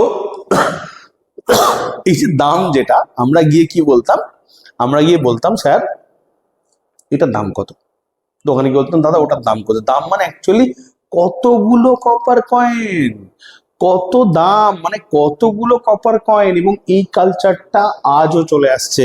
শেরশাহ বাংলা বহুদিন শেরশাহর অধীনে ছিল, এই কারণের জন্য এই কালচারটা এখনো অবধি, ভাবো এখনো অবধি 1540-এর কালচার, এই 2026 এখনো চলে আসছে। সংস্কৃতি এত সহজে যায় না। তো এই দামটা আমরা এখনো ব্যবহার করে বলি না দাদা কত দাম, বলি তো। আচ্ছা যাই হোক, আচ্ছা আর একটা জিনিস বলি, খুব মজার ব্যাপার। ব্রিটিশদের একটা কথা আছে দেখবে, ওরা প্রায় বলে damn, god damn, I don't care a damn. তো এই ড্যাম কথাটাও কিন্তু এই দাম থেকেই এসছে, আমার বক্তব্য নয়, ইংলিশের যারা ইটিমোলজিস্ট তাদেরই বক্তব্য। অ্যাকচুয়ালি কোনো জিনিসকে তোয়াক্কা না করা, ছোট করে দেখা, এই কথাটা তো ইংলিশে আমরা তখন এই ড্যাম জিনিসটা ইউজ করি। তো দামটা খুব মিনিমাম লেভেলের একটা কারেন্সি ছিল, স্বাভাবিকভাবে I don't care a dam মানে ওই 2 টাকার লোকের ওটা বলি না আমরা, ওইরকম টাইপের একটা নতুন একটা ফান ফ্যাক্ট তোমাদের দিলাম। যাই হোক, তাহলে এই যে ছেলেটা জিজ্ঞেস করে দাদা ফোনটার দাম কত, দেখতে পাচ্ছ এইটার দাম 15,000 টাকা। ঠিক এই টাকাটা না বলে আগে বলতো 15,000 দাম কপার কয়েন। তো লেটস সি দা কোয়েশ্চেন। এগিয়ে গাইস, সিলভার কয়েন কি হবে? তাহলে মোহর মানে গোল্ড, रुपया माने सिल्वर, दाम माने copper. Answer will be rupiya. Sir ji lock lock कर दे कंप्यूटर जी। नेक्स्ट আসছে, अच्छा consider the following statement of land revenue system. শেরশাহর ভূমি রাজস্ব ব্যবস্থা সম্পর্কে নিজের বিবৃতিগুলো বিবেচনা করো। ভূমি জমি রাজস্ব ভূমির গুণমান ও উপরে ভিত্তি করেছিল, মানে land revenue was based on quality of land. একটু আগে বললাম এটা কিন্তু কারেক্ট অবশ্যই, কারণ আমি বলেছি একটু আগে এই জমিকে 3টে ভাগে ভাগ করা হতো, গুড, মিডল আর ব্যাড। ঠিক, আচ্ছা it was the precursor of the Ryotwari model of land revenue. এটি রায়তফারি ব্যবস্থার অগ্রদূত ছিল, অবশ্যই এটাও ডিসকাস করলাম, তাহলে এটাও কারেক্ট, এটাও কারেক্ট, দুটোই correct. Jarimana was as a tax collectors fee, জরিমানা ছিল কর আদায়কারীর ফি। তাহলে একটা জিনিস বলি, দেখি তো একবার ল্যান্ড রেভিনিউ সিস্টেমে ভাই কোথায় জরিমানার ব্যাপারটা ছিল, একটু আগে করলাম। দেখো একটা জিনিস বলি, এই যে যেখানে আমরা ল্যান্ড রেভিনিউটা পড়লাম শেরশাহর কর ব্যবস্থা, দেখো এখানে আমি অলরেডি বলেছিলাম কি এখানে রায়ত মডেলে ছিল রিলেশন বিটুইন ফার্মার্স আর স্টেট। তো এখানে এই যে এখানে একটা জিনিস ছিল, সেটা একটা দুটো স্পেশাল ধরনের ট্যাক্স ছিল। এক ধরনের, এক কথায় ফাইনও বলতে পারো, জরিমানা বা সার্ভেয়ার ফি। যে জমি সার্ভে করতে আসতো সে 2.5% অফ টোটাল রেভিনিউ নিত, জরিমানা বলা হতো। এবং মুহাসিলানা এটা ট্যাক্স কালেক্টার্স ফি, যে 5% অফ দ্য টোটাল রেভিনিউ। তো এইটাকেও কিন্তু ল্যান্ড ট্যাক্স সার্ভে যখনই করতে আসবে তার কিন্তু এটা এক ধরনের ফি ছিল। তো এক ধরনের ওই যে কেউ প্রপার ডকুমেন্ট যদি না মেনটেন করে, সেটাকে সার্ভে করা, রেকর্ড করা, এ করা সে করা, এগুলো করতে সরকার একটা ফি চার্জ করতো, জরিমানা। আজও দেখবে আমরা কোথাও ইয়ে বলে তার জরিমানা, মানে কাইন্ড অফ পানিশমেন্ট। তো যাই হোক এই জিনিসটা ছিল। তো অবভিয়াসলি আমরা যদি দেখি এখানে, তো এখানে কোশ্চেনে কি বলতে চেয়েছে, চলো কোশ্চেনটা আমরা বার করি। যে জরিমানা ওয়াজ ট্যাক্স কালেক্টার্স ফি, দেখো তাহলে কি জরিমানা ওয়াজ কল্ড ট্যাক্স, না এটা কিন্তু মুহাসিলানা ছিল ট্যাক্স। জরিমানা কি? জরিমানা হচ্ছে সার্ভেয়ার ফি, সার্ভেয়ার ফি। আর মুহাসিলানা এটা হচ্ছে ট্যাক্স কালেক্টর ফি, ট্যাক্স কালেক্টরের ফি। তাহলে এই স্টেটমেন্টটা কিন্তু ইনকারেক্ট হচ্ছে। আর ল্যান্ড ওয়াজ মেজার্ড ইউজিং ইউনিট কল সিকান্দারের কাজ, তাহলে এটা কিন্তু কারেক্ট আনসার হচ্ছে। তাহলে আমরা দেখতে পাচ্ছি এইটা কারেক্ট, এইটা কারেক্ট আর এইটা কারেক্ট। তাহলে দেখো ভাই 1 2 4 কোথায় আছে? অপশন বি কারেক্ট, এটা কারেক্ট আনসার হবে। আচ্ছা next, copper coin introduce by Sher Shah. Obviously এক্ষুনি বললাম দাম, এটা ডিসকাস করার কিছুই নেই। Consider the following statement of Sher Shah's espionage system. ভাই বিশাল ইম্পর্টেন্ট টপিক। আর এই টাইমে ধুরন্ধর মুভি রিলিজ হয়েছে, বিশাল হিট চলছে, স্পাই সিস্টেম। তো চলো এসপিএনআরটা একবার ডিসকাস করি। শেরশাহ গোয়েন্দা ব্যবস্থা সম্পর্কে নিজের বিবৃতিগুলো বিবেচনা করো। The most important officer was Darogha-i Dak. সবচেয়ে গুরুত্বপূর্ণ কর্মকর্তা ছিলেন Darogha-i Dak. Sarais were the collection point of intelligence inputs. সরাইখানাগুলো ছিল গোয়েন্দা তথ্য সংগ্রহের কেন্দ্র। হারকারাস বা the spies or messengers who carried news on foot. Harkara ছিলেন পদব্রজ সংবাদ বহনকারী গোয়েন্দা। আর khufiya navis reported on local officers. Khufiya নভিসরা স্থানীয় কর্মকর্তাদের উপর রিপোর্ট দিতেন। তাহলে একবার দেখি কতটা সত্যি এটা। এক্স্যাক্টলি দেখো, এই যে শেরশাহর যে টোটাল অ্যাডমিনিস্ট্রেটিভ মডেল, তার ভেতরে বিভিন্ন জিনিস, আর্মিতে reform, unitary model, revolt control policy, judicial system, তার ভেতরে সব থেকে একটা জরুরি মডেল ছিল কিন্তু গোয়েন্দা ব্যবস্থা বা চর ব্যবস্থা। তো কি কি মডেল ছিল দেখো এখানে। এই যে সরাইগুলো শেরশাহ বানিয়েছিল, বিভিন্ন রাস্তায় ছোট ছোট ছোট হোটেল, এই সরাইগুলোই ছিল ইন্টেলিজেন্স কালেকশন পয়েন্টস। খুফিয়া নাভিস এরা সিক্রেট নিউজ, এরা রিপোর্ট করতো লোকাল অফিসারকে। হারকারাস, দেখো হারকারাস কি, spies and messengers who carried news on foot or horse. দেখো একটা কথা বলি, প্রত্যেকটা সরায়ে দুটো স্পেশাল হাই স্পিড ঘোড়া রাখা থাকতো, যারা কিন্তু এই হারকারাসরা ব্যবহার করতো। তারা তাড়াতাড়ি কোনো খবর পৌঁছে দেওয়ার জন্য এই ঘোড়াগুলো ইউজ করতো, বা দৌড়ে দৌড়ে খবর পৌঁছে দেওয়ার জন্য ব্যবহার করতো। আর একটা ছিল দারোগাই ডাক, central supervisors of all intelligence, most trusted officer. তো এই দারোগাই ডাক কিন্তু খুব ইম্পর্টেন্ট একজন অফিসার ছিলেন, যাদের সবাই এরা কিন্তু রিপোর্ট করতেন, এবং এ রিপোর্ট করতো শেরশাহকে। অতএব এখানে কিন্তু যেটা আমার মনে হচ্ছে, চারটে কোয়েশ্চেনই বা চারটে স্টেটমেন্টই, এই যে 1 কারেক্ট, 2 কারেক্ট, 3 কারেক্ট এবং 4 কারেক্ট। সো অপশন হবে 1, 2, 3 and 4। Next, consider the following statement regarding Marwar campaign. আচ্ছা দেখো, মারওয়ারের অভিযান সম্পর্কে নিজের বিবৃতিগুলি বিবেচনা করো। Sher Shah easily defeated Maldeo through direct military superiority. Sher Shah কোনো কৌশল ছাড়াই সরাসরি সামরিক শ্রেষ্ঠতার মাধ্যমে মালদেওকে পরাজিত করেন। The campaign demonstrated fierce resistance of Rajput forces causing heavy casualties. এই অভিযানে রাজপুত বাহিনীর তীব্র প্রতিরোধ দেখা যায় এবং শেরশাহর প্রচুর ক্ষয়ক্ষতি হয়। চলো একবার দেখে নিই এই ক্যাম্পেইনটা কিরকম বলতে চাইছে। দেখো শেরশাহর যে কটা যুদ্ধ হয়েছিল, দেখো 1542 মালবার যুদ্ধ, তারপর খোখারদের সাথে, 43 মুলতান সিদ্ধে হাবিবাদ খান যুদ্ধ করে, 1543 রাইজেনের যুদ্ধ হয় রাজপুত পুরান মালের সাথে। এটা ভাই খুব ইম্পর্টেন্ট। দেখো আসছি মারওয়ারের যুদ্ধ, যেটা অলরেডি জিজ্ঞেস করেছে। রাজার নাম ছিল রাও মালদেব। ভাই মারওয়ার নাম তো শুনেছো, মারওয়ারি আজও জানো, সব থেকে পয়সাওয়ালা কমিউনিটি। तो Marwar is a place in Rajasthan, और वहाँ के लोग भाई साहब बहुत पैसे वाले भी है और बहुत दिमागदार भी है, और बहुत इनके पास आर्मी सपोर्ट भी अच्छा है। तो इतना टफ वार हुआ शेरशाह कि शेरशाहকে বাধ্য হয়ে, মানে তখন তো ওই রাজার সাথে, রাজার যারা মিলিটারি, তো চিঠিতে ইয়ে হতো, কথাবার্তা হতো। তো শেরশাহ কিন্তু জানো তো ওই চিঠি ফর্জ করে, মানে এই মালদের হাতের লেখা নকল করে ও জেনারেলদের ভুল ইনস্ট্রাকশন দেয়, মানে ওই সেম চিঠি, ওই সেম দেখতে চিঠি পৌঁছে দেয় এবং ভুল ইনস্ট্রাকশন দেয়।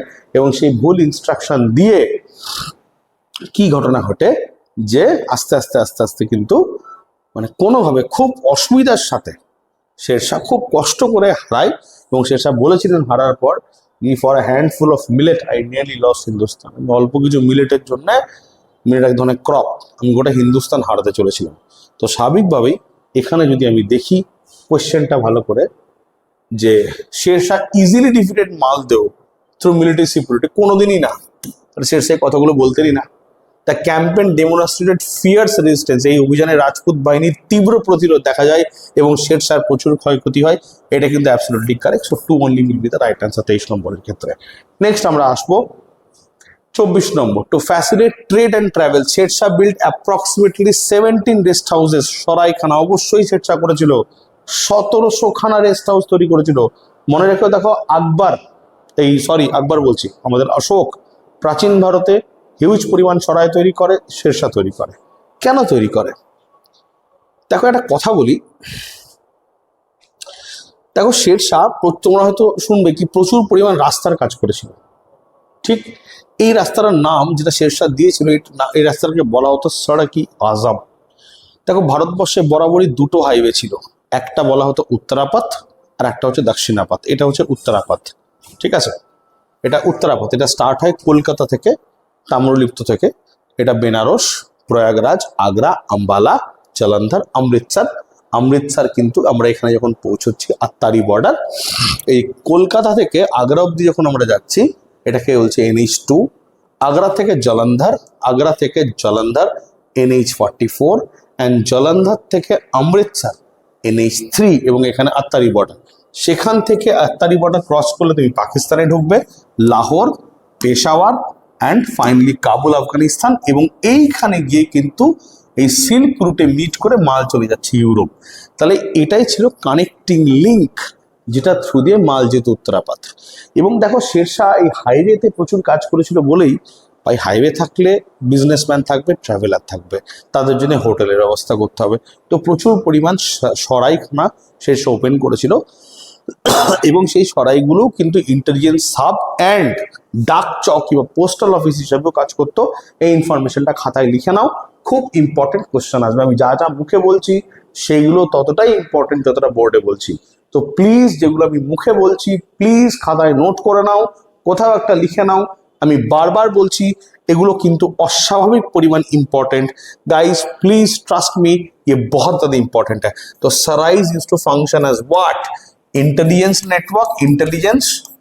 सेकेंड এটা ট্রেড মানে ট্রেডে হেল্প করতো। অ্যান্ড লাস্ট আর একটা জিনিস সব থেকে ইম্পর্টেন্ট কি বললাম, ডাক চৌকি, পোস্টাল সার্ভিসেস, ডাক চৌকিতেও হেল্প করতো, ঠিক। আচ্ছা নেক্সট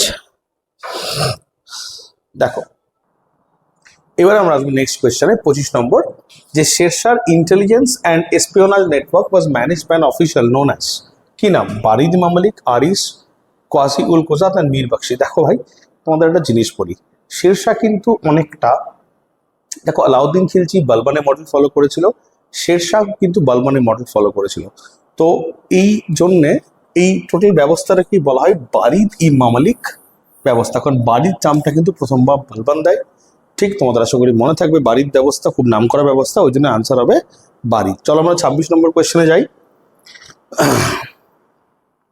আচ্ছা বলে দিই, যদি তোমাদের মনে হয় তোমরা আমাদের এই টেলিগ্রাম চ্যানেলটা জয়েন করতে পারো এবিসি একাডেমির নামে। তুমি এখানে সমস্ত রকম exam update, study material, mock test, free classes, free class notes, current affairs এগুলো কন্টিনিউয়াস পাবে। আর আমাদের অ্যাডমিশন হেল্পলাইন বা কোনো কোয়ারি থাকলে এই হেল্পলাইনে কন্ট্যাক্ট করতে পারো। এই দুটো নাম্বার আছে, 9474586670 অ্যান্ড 9933586670। কুইকলি সবাই ফোন বার করে টেলিগ্রাম চ্যানেলটা জয়েন করে যাও। সমস্ত রকম আপডেট সবার আগে কিন্তু ওখানে পেতে পারো, তোমরা ওখানে পাবে। এবিসির ফেসবুক পেজ, অফিসিয়াল পেজটাকে লাইক করে রাখো, ফলো করে রাখো, এবিসি চ্যানেলকে ফলো করে রাখো, আর টেলিগ্রামকেও কিন্তু প্লিজ হুক আপ করে রাখো, বিকজ আপডেটস কিন্তু আসবে ওখানে সবার আগে। চলো আমরা শুরু করি।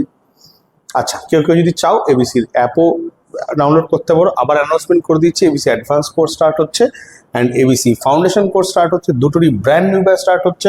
আগে তোমরা এসো, ফ্রি ক্লাস করো, দেখো কেমন লাগছে, ভালো লাগলে অ্যাডমিশন নিতে পারো, তারপর তোমরা আমাদের সাথে আমাদের জার্নি স্টার্ট করতে পারো। এবং বলে দিই খুবই মিনিমাম প্রাইসে কিন্তু এবিসিটা করতে চলেছে। অনলাইন, অফলাইন, হাইব্রিড সব রকম ব্যবস্থা আছে। ইভেন যে নোটসটা তোমরা বোর্ডে লিখছো স্টুডেন্টসরা, সেটা অব্দি অ্যাপসে থাকে, ভিডিওস থাকে, অনেক ফেসিলিটি থাকে, लाइब्रेरी फैसिलिटी থাকে, প্রচুর কিছু থাকে एबीसी ऐप से।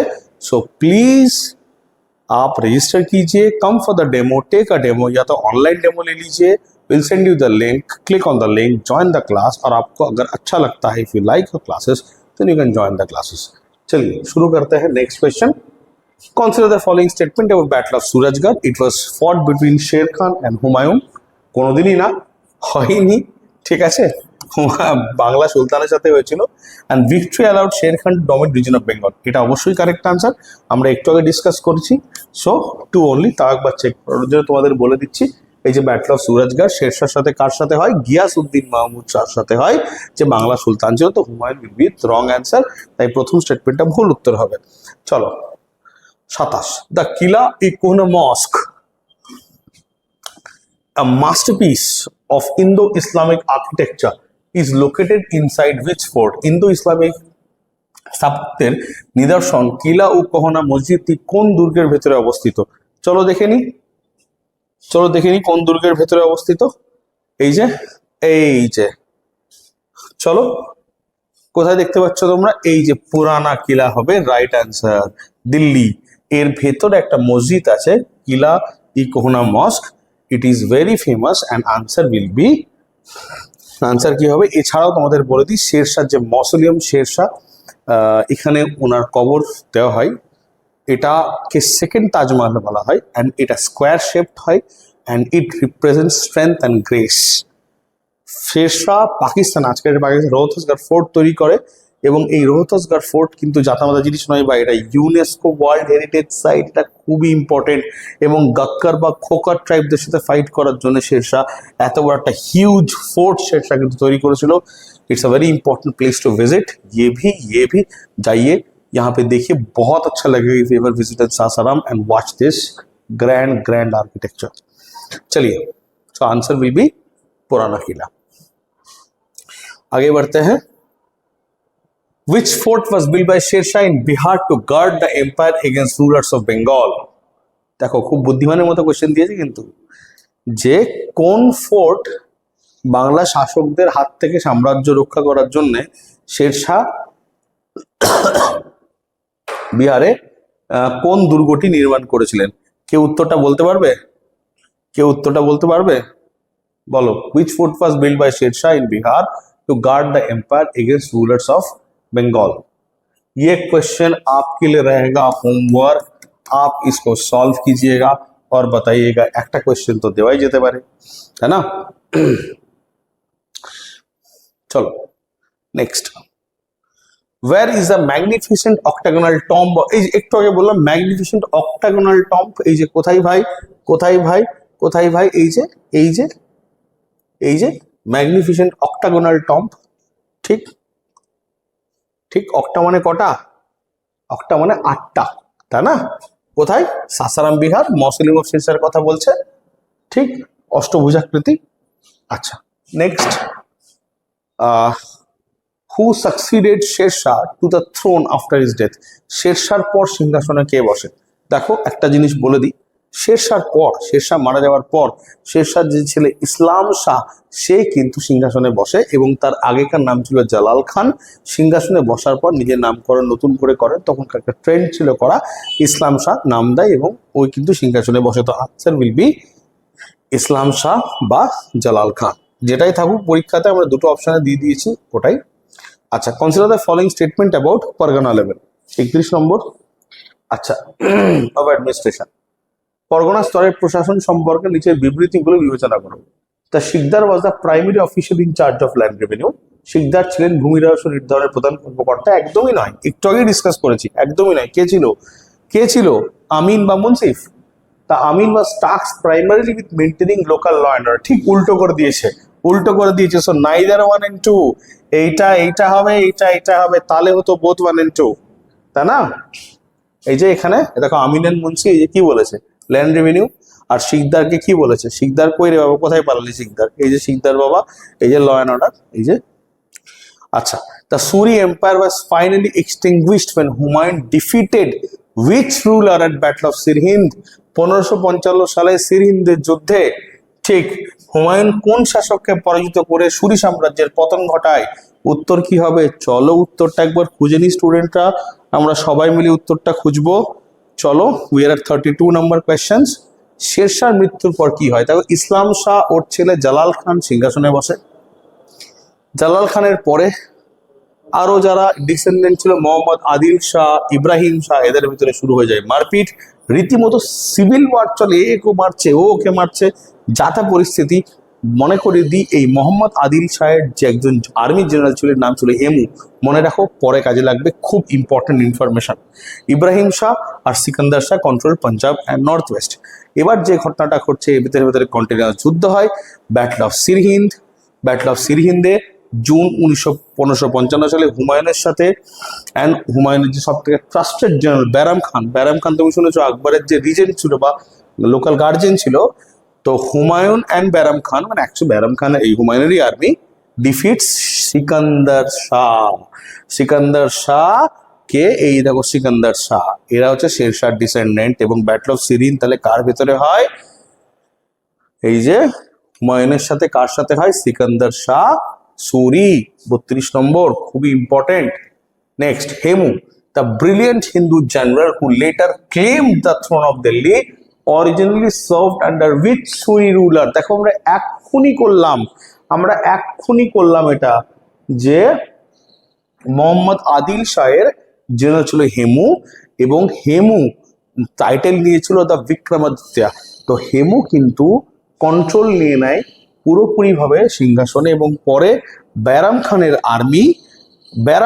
আর্মি এই যে সেকেন্ড ব্যাটল অফ পানিপত 1556 সালে ব্যারাম খানের আর্মি হেমুর সাথে যুদ্ধ করে। এবং তোমাদের একটা মজার কথা বলে দিই, হেমু কিন্তু যুদ্ধে জিতে যেত, কিন্তু এটা মানে তীর হেমুর চোখে ঢুকে যায়, হেমু অজ্ঞান হয়ে যায়, হেমু ক্যাপচার্ড হয় এবং হেমুকে মেরে ফেলা হয়, না হলে কিন্তু হেমু জিতে যেত। তো পানিপতের দ্বিতীয় যুদ্ধ কিন্তু খুবই ইম্পর্টেন্ট, না হলে যদি এই যুদ্ধে হেমু জিতে যেত তাহলে কিন্তু আকবর বাবার জীবনেরা সিংহাসনে বসা হতো না। তো অতএব একটা জিনিস বলে দিচ্ছি, এই কিন্তু ওয়ার্ডটা ভেরি ভেরি ইম্পর্টেন্ট ওয়ার্ড। আর হেমুর টাইটেলটাও পরীক্ষাতে আসে, তা রাজা বিক্রমাদিত্য। অতএব আনসার কি হবে? আনসার হবে general Adil Shah Suri. Very very very very important question, বারবার বলছি। Sher Shah revive the dagh system in the military. What did this system involve? Sher Shah সামরিক বাহিনীতে দাগ ব্যবস্থা পুনরায় চালু করেন। এই ব্যবস্থাটি কি ছিল? দাগ ব্যবস্থা ভাই, ব্র্যান্ডিং অফ ফোর্সেস, আবার কি দুর্নীতি রোধে ঘোড়ার গায়ে ছাপ দেওয়া, এটাই তাই না? দাগান চেহারা, একটু আগে পড়লাম না দাগান চেহারার কথা? আচ্ছা, এই যে ব্র্যান্ডিং এন্ড আইডেন্টিফিকেশন, শেরশাহ অনেক কাজ করেছিল আর্মি নিয়ে, ডাইরেক্ট রিক্রুটমেন্ট করতো, চরম ডিসিপ্লিন মেনটেন করেছিল আর্মির ভেতরে, খুব স্ট্রাকচার্ড অর্গানাইজেশন ছিল, ক্যাভেলরি, ইনফ্যান্ট্রি, আর্টিলারি, এলিফ্যান্ট্রি, একটা হিউজ সেটআপ ছিল। তার ভেতরে এই যে ব্র্যান্ডিং এন্ড আইডেন্টিফিকেশন, দাগ এন্ড চেহারা, একবার তাও বলে দিচ্ছি। দেখো দাগ কি জিনিস, দেখো প্রত্যেকটা ঘোড়ার গায়ে একটা ব্র্যান্ড থাকতো, যে এটা কোন কোয়ালিটির হর্স। চেহারা, প্রত্যেকটা সোলজারের কিন্তু একটা রেকর্ড মেনটেন করা হতো এবং তাদের ফিজিক্যাল ডেসক্রিপশন দেওয়া হতো। মুখে এখানে তিল আছে, আমাকে যেমন যদি দেওয়া হয় কি একটা মোটা টেকো লোক, হ্যাঁ এরকম একটা ফিজিক্যাল ডেসক্রিপশন, মাথায় চুল কম, মোটা, হ্যাঁ একটু ফর্সা দেখতে, এই টাইপের একটা চেহারা ডেসক্রিপশন এরকম ভাবে লিখে রাখতো। তখন তো ফটো সিস্টেম ছিল না, ফটো থাকলে তুলে ছবি তুলে নিত, ব্যবস্থা ছিল না। এখন তো আইডি কার্ড আছে, কত কিছু আছে, বায়োমেট্রিক আছে, তখন ছিল না। তখন এইভাবে রেকর্ড ফিজিক্যালি লিখে রাখতো। তো এইটাকে বলা হয় চেহারা, যাতে প্রক্সি ফক্সি না দিতে পারে। তো এই জিনিসটাকে বলা হয় ব্র্যান্ডিং এন্ড আইডেন্টিফিকেশন বা দাগ এন্ড চেহারা। তাহলে আনসার কিন্তু হবে স্যার এইটা, ব্র্যান্ডিং অফ ফোর্সেস। আর একটা কথা বলি, একটা জিনিস ভাবো তো, তখনকার যুগে প্রতিদিন মাস্টার কল বা রোল কল হতো আর্মির, এখনো হয়, কত অ্যাডভান্স সিস্টেম ছিল তাই না? আচ্ছা, Sher Shah Marwar campaign was directed against which Rajput ruler? একটু আগেই করলাম, উত্তরটা দেওয়া উচিত তোমাদের। কে পারবে, কে পারবে, কে পারবে? কমেন্ট কমেন্ট কমেন্ট, কে পারবে, কে পারবে? আনসার হবে মালদেও অফ যোধপুর। একটু আগেই করিয়েছি, একটু আগেই করিয়েছি, এই যে রাও মালদেব, মারওয়ার, যোধপুরের। Against whom did Sher Shah fight the battle of Surajgarh? ভাই মাহমুদ শাহ অফ বেঙ্গল, এক্ষুনি করালাম। কি বলতো, একটা কোয়েশ্চেন আমরা বিভিন্ন অ্যাঙ্গেলে করেছি, দেখাচ্ছি যে কত অ্যাঙ্গেল থেকে কোয়েশ্চেনটা আসতে পারে। কোনোটাই স্টেটমেন্ট বেসড আসছে, কোনোটাই কিছু আসছে। শেরশাহ ক্যাম্পেইন এগেইনস্ট রাইজেন 1553, দেখো রাইজেন ক্যাম্পেইন কার বিরুদ্ধে হয় দেখে নাও। রাজার নাম কি? এই যে রাজপুতদের পুরানমাল, চলো দেখি। এই যে Ryzen campaign was controversial due to treatment of the ruler named, কে ভাই? পুরানমাল। ডাইরেক্ট উত্তর, এখানে বোঝার কিছুই নেই। নেক্সট 38, মারওয়ার অভিযান সম্পর্কে এই বিবৃতিগুলো বিবেচনা করো। Sher Shah easily defeated Maldeo of Jodhpur through direct military superiority with a strategic deception. কোনোদিনই এটা কিভাবে হতে পারে? এটা কখনোই হবে না, কোনোদিনই না। কারণ সে একটু আগেই কোশ্চেনটা আমরা অন্য একটা অ্যাঙ্গেলে করেছিলাম, কি শেরশাহ খুব কষ্টের সাথে, খুব ডিফিকাল্টির সাথে রাজা মালদেওকে হারিয়েছিল। তো এটা পসিবল না, এটা ভুল line. The campaign demonstrate fierce register Rajput, এটা অবশ্যই ঠিক। So 2 only will be the right answer. Diwani Rasalat in the Surya administration primarily handled, Diwani Rasalat কি আমরা একটু আগেই করলাম দিওয়ানি রাসালাত, আমরা বলিনি এই কোয়েশ্চেনটা হয়তো আমরা দেখিনি, কিন্তু এখানে করিনি আমরা দিওয়ানি রাসালাত। আমরা কি দেখেছিলাম? Foreign ministry. এই যে দিওয়ানি রাসালাত, ফরেন মিনিস্ট্রি, বিদেশিরা আসা দেখা করছে, এই যে যুদ্ধ করছে, এই যে ফরেন মিনিস্ট্রি, এই যে foreign affairs and diplomacy. Next, Sher Shah gold coin. কি বলা হতো গোল্ড কয়েনকে? দেখো স্টুডেন্ট, বলেছিলাম গোল্ড কয়েন কি বলা হতো? এই যে মোহর বা আশরাফি, তাই না? এই দেখো ছবিতে দেখাচ্ছি মোহর, তাহলে কি বলা হবে ভাই? মোহর 40। আর শেষ 10টা question, last 10 questions. Last 10 questions. Consider the following statement regarding early life of Sher Shah. Original name Farid Khan, correct. Title Sher Khan, conferred upon him by Babur for his bravery in the Battle of Panipat. কোনোদিনই না। কে দিয়েছিল? কে দিয়েছিল? বাহার খান লোহানি। একটু আগেই discuss করেছি, বাহার খান লোহানি। তাই প্রথম উত্তরটা কারেক্ট হবে, পরেরটা ভুল হবে। প্রথমটা কারেক্ট হবে, পরেরটা ভুল হবে। দেখেছো? ক্লিয়ার? প্রথম নাম কি ছিল? শেরশার আগের নাম ফারিদ খান, একটু আগে দেখালাম। অ্যান্ড সেকেন্ডটা কি হবে? আগেই আমি ডিসকাস করলাম। দেখো, consider the following statement regarding Sher Shah's titles. He acquired the title Hazrati Ala after defeating Humayun at the Battle of Chausa. না ভাই, এটা একদমই কারেক্ট না, কারণ হাজরতি আলা টাইটেল পেয়েছিল ব্যাটল অফ সুরজগড়ের পর, বাংলা নবাবের সাথে যুদ্ধের পর। আর he formally crowned himself as Sher Shah immediately following his victory in Bengal campaign. না, শের শাহ নামটা উনার দেওয়াই না, উনার সারনেম ছিল তোমার সরি, নাম কি ছিল? ফারিদ খান। সেখান থেকে বাহার খান লোহানির টাইম উনি বাঘ হত্যা করেন নিজে হাতে, এবং তখন থেকে নাম পড়ে শের খান। তাহলে এখানে দুটো স্টেটমেন্টই কিন্তু ভুল। Consider the following statement regarding, আচ্ছা অ্যান্সার হবে এখানে নাইদার 1 and 2। আচ্ছা next, consider the following statement regarding the battle ফট বাই শের শাহ। শের শাহ যুদ্ধগুলি সম্পর্কে নিজের বিবৃতিগুলি বিবেচনা করো। দ্য ব্যাটল অফ বিলগ্রাম বা কানাউজ 1540 resulted in final explosion of human from it. একদম ঠিক, এটা আগেও ডিসকাস করেছি ভিডিও শুরুতে। এর একটা কোশ্চেন ছিল, আমি বহুবার বলেছি প্লিজ স্টুডেন্ট চসা দাগ দেবে না, কানাউজে দাগ দেবে, এটা খুব ইম্পর্টেন্ট। আর Sher Shah died during the successful siege of Kalinjar in 1545, absolutely correct answer. এবং আমরা দেখতে পাচ্ছি এখানে দুটো স্টেটমেন্টই কিন্তু কারেক্ট, কারণ কালিঞ্জারের যুদ্ধে শের শাহ অ্যাক্সিডেন্টালি উক্কাহ ছুটতে গিয়ে মারা যান। আচ্ছা, এন্ড অফ শের শাহ আমরা একটু আগে দেখেছি, এই যে কালিঞ্জারের যুদ্ধ, এবং সেই কালিঞ্জার ফোর্টে শের শাহ কিন্তু মারা যাচ্ছে। আচ্ছা, consider the following statements about Sher Shah central administration. The Deewani Ariz was the department responsible for foreign affairs. Deewani Ariz was responsible for, কোনোদিনই না। দিওয়ানি আরিজ কি ডিপার্টমেন্ট? এক্ষুনি দেখলাম কি আমরা, মিলিটারি বা ওয়ার ডিপার্টমেন্ট। আর দিওয়ানি ইনশা করেসপন্ড, এটা কারেক্ট, এটা কারেক্ট। তাহলে 2 only will be the correct answer. এটাই ছিল যে কি রেকর্ড মেনটেন করতো, বিভিন্ন ধরনের রেকর্ড মেনটেন করতো, আর এই কাজগুলো করতো। করেসপন্ডেন্স মিনিস্ট্রি ছিল, ঠিক। নেক্সট, লাস্ট 6টা কোয়েশ্চেন্স। দেখি তোমাদের ভেতর কে আছে এই 6টা কোয়েশ্চেন একবার আমি বলার আগে পড়ে কারেক্ট করতে পারো। Consider the following statement about local administration under Suri empire. Suri সাম্রাজ্যের স্থানীয় প্রশাসন সম্পর্কে নিজের বিবৃতিগুলি বিবেচনা করো। The empire was divided into provinces or district known as sarkars. অবশ্যই এটা কারেক্ট, ঠিক, অবশ্যই কারেক্ট। সরকারে ডিভাইডেড হয়েছিল। The Munsifan was the chief official responsible law and order. কোনোদিনই না মুন্সিফান না, এটা ছিল শিকদার ই শিকদারান। বারবার করিয়েছি, আগেও করিয়েছি, বহুবার করিয়েছি। অতএব এই স্টেটমেন্টটা ভুল, প্রথম স্টেটমেন্টটা correct. So 1 only will be the correct answer. মনে রাখবে, মুন্সিফান এটা হচ্ছে সিভিল রেভিনিউ কালেকশন, আর শিকদারান হচ্ছে ল অ্যান্ড অর্ডার, কারেক্ট। আচ্ছা, আমি বললাম না একটু আগে ডিজিপির সাথে তুলনা করলাম। নেক্সট, এই যে শের শাহ প্রভিন্সেসে ভাগ করেছিল, sarkar, Shiqdar military officer, Munsif civil ইনজাজ। তো যেটা একদম টপ লেভেল ছিল, এটা কি আমি কি বলবো, মুন্সিফান। আর এখানে শিকদারান, একদম হাইয়েস্ট গ্রেডের সরকার লেভেলে।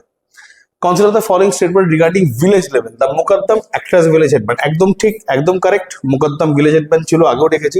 The Patwari system was responsible for maintaining land records. এই যে ল্যান্ড আছে, রেভিনিউ রেকর্ড, এই যে শেরশার যে টোটাল ল্যান্ড রেভিনিউ, এটার যে রেকর্ডিং, যে পুরো রেকর্ড সিস্টেমটাকে বলা হতো পটওয়ারি ব্যবস্থা। Please important, very important, both 1 and 2, both 1 and 2, please, very very very important. Next বলে দিই, এই যে পুরোটাই কিন্তু আমরা একবার একটু আগে ডিসকাস করে নিয়েছি, সো এটাকে আর বারবার ডিসকাস করার দরকার নেই। 47, consider the following statement regarding Sher Shah's revenue system. The standard state share was fixed at half. না, আমরা একটু কি দেখলাম, কোনোদিনই না, এটা ছিল 1/3 of the average produce, half নয়। The bigha was instituted as a standard unit of land measurement. Land কে আমরা মেজার কি দিয়ে করব? আমরা এখানে কি দেখেছিলাম, যেমন ল্যান্ড কি দিয়ে মেজার করছি। দেখো তোমাদের একটা জিনিস দেখিয়ে দিই, দেখো একবার ল্যান্ড মেজারমেন্টটা খুলি, এখানে এই জায়গাটা আরেকবার দেখো, এটা অনেক স্টুডেন্টের গুলিয়ে যায়, তো আমি এটাকে আরেকবার দেখিয়ে দিচ্ছি, প্রচুর স্টুডেন্টের এটা ভুল হয়। দেখো আমি জমি মাপতাম কি দিয়ে, সিকান্দারি গজ, কারেক্ট, আমি কিন্তু সিকান্দারি গজ দিয়ে জমি মাপতাম। অতএব একটা কথা আমি তোমাদের প্লিজ এখানে বলে দিই, যে জমি মাপার যে ইউনিট, সেটাকে কিন্তু তখনও বলা হতো সিকান্দারে গজ। তাহলে এই যে কোয়েশ্চেনটা এসছে এখানে বিঘা, এই বিঘার যে আইডিয়াটা, এটা আকবরের টাইম থেকে পুরোপুরি ভাবে আসে, তাহলে এটাও কিন্তু পুরোপুরি কারেক্ট না। So neither 1 not 2 will be the correct answer. Next 48, আচ্ছা, consider the following statement about patta and kabuliyat. Patta was a deed of agreement signed by peasant accepting tax terms and কবুলিয়াত was the title. হি উল্টোটা করেছে, just উল্টোটা করেছে, এইটা এইটা এইটা এইটা, কোনোদিনই না। পাট্টা কৃষকদের দ্বারা, না এটা না, জাস্ট একটু আগে করলাম, জাস্ট সুইচ করে দিয়েছি। So neither 1 and 2 will be the correct answer. 49, দেখে নাও 49, consider the following statement Sher Shah's currency reform. শেরশাহর মুদ্রা সংস্কার নীতি, introduce standard silver coin called rupiya ওয়েটিং 178 গ্রামস। রুপাইয়া, অবশ্যই এটা কিন্তু কারেক্ট, রুপাইয়া শেরশাহ শুরু করেন, আমি একটু আগে ছবিতেও তোমাদের দেখিয়ে দিয়েছি। এবং শেরশাহ কিন্তু এই exchange rate between silver rupiya and the copper dam was fixed at 164। এই যে তুমি দেখতে পারো যে এখানে এটা করেছিল। অতএব আমরা আবার বলবো both 1 and 2 will be the correct answer. And last question, আচ্ছা সরি দেখিয়ে দিচ্ছি। Consider the following statement Sher Shah infrastructure projects. দেখো বলে দিই এখানে, হ্যাঁ, question 50, consider the following statement about Sher Shah's infrastructure project. শেরশাহর যে ইনফ্রাস্ট্রাকচার প্রজেক্ট, সেগুলো নিয়ে কিছু কোয়েশ্চেন আছে। শেরশাহর অবকাঠামো প্রকল্প সম্পর্কে নিজের বিবৃতিগুলি বিবেচনা করো। The Sadak-e-Azam connected Sonargaon in the east to the Indus river in the west. Sadak-e-Azam পূর্বে সোনারগাঁও থেকে পশ্চিম সিন্ধু নদ অব্দি বিস্তৃত ছিল। And he build a network of sarais which is exclusively served as military garrisons, not for public use. দেখো একটা কথা বলি তোমাদের এখানে, দেখো অবশ্যই একটা জিনিস বুঝতে হবে, কি প্রথম স্টেটমেন্টটা তো কারেক্ট, কারণ এই যে রাস্তাটা তৈরি করেছিল, এটা কিন্তু একদম আমাদের সোনারগাঁও থেকে এটা একদম স্ট্রেট কিন্তু ইন্দাস অব্দি চলে যাচ্ছে, ফাইনালি কাবুল অব্দি যাচ্ছে। কিন্তু শেরশাহ যেগুলো সারাই তৈরি করেছিল, এই যে শেরশাহ যে সারাইস গুলো তৈরি করেছিল বিভিন্ন জায়গাতে, এই যে থাকার যে ব্যবস্থা, এই যে বিভিন্ন শতশতনা সারাই তৈরি করেছিল, এগুলো এখানে বলছে মিলিটারি ইউজ, এগুলো অ্যাকচুয়ালি সিভিলিয়ান ইউজ হতো, সাধারণ মানুষজন থাকতো, ট্রাভেলার্সরা এখানে এসে থাকতো। তো এই পয়েন্টটা কিন্তু পুরোপুরিভাবে ভুল দিয়েছে এখানে। সো একটা পয়েন্ট আমি তোমাদের বলে দিই, প্রথম কোয়েশ্চেনটা অবভিয়াসলি কারেক্ট, পরেরটা ভুল। সো বোথ হবে না, only one only will be the correct answer. তো বি সি ডি একটাও কিন্তু হবে না। সো ফাইনালি আমরা যেটা দেখছি যে আমাদের 50 কোয়েশ্চেন্স এর আজকে কিন্তু ফুল টার্গেট আমরা আজকে অ্যাচিভ করলাম। আমরা 50টা মোস্ট ইম্পর্টেন্ট কোয়েশ্চেন সলভ করলাম। লাস্টে বলে দিই, টেলিগ্রাম চ্যানেল জয়েন করো for all exam support, exam update, study material, mock test, free classes, free class note, current affairs. And last ABC advance করে জয়েন করতে পারো ইউপিএসসি ডাব্লিউবিসিএস, কারণ তোমাকে আমি আগেও বলেছি, বারবার বলছি, আমাদের এই ব্যাচটা অসাধারণ ব্যাচ। প্লিজ এসে ফ্রি ডেমো ক্লাস করো। ক্লাস ভালো লাগলে তোমরা অবশ্যই অ্যাডমিশন নিতে পারো। এবং আমাদের ফাউন্ডেশন কোর্সও তাই, যারা নন সিভিলস ক্যাটাগরি প্রিপারেশন নিচ্ছ তারা অবশ্যই, বা কলেজ স্টুডেন্ট যারা আছো তারা এই কোর্সে এনরোল করতে পারো। তারা যত তাড়াতাড়ি গভর্নমেন্ট এক্সাম প্রিপারেশন নেওয়া স্টার্ট করবে তত খুব ভালো হবে। যাই হোক, আমাদের এই 50টা সেশন যেটা আমরা স্টার্ট করেছি, আশা করি তোমাদের খুব ভালো লাগছে। হয়তো আমি আজকেও একজনের কাছ থেকে ফিডব্যাক পেলাম, অফিসিয়ালি অফলাইন ফিডব্যাক ছিল। তো যদি তোমাদেরও মনে হয় যে এটা সত্যি উপকারে লাগছে বা এক্সট্রা কিছু দরকার, please do let us in the comments. কিচ্ছু না, একটু আমরা মোটিভেশন পাই, আরও বেশিভাবে পরিশ্রম করতে পারি, আরও ভালো কিছু আনার চেষ্টা করতে পারি। Thank you very much for loving and supporting us. God bless all of us. Thank you. নমস্কার।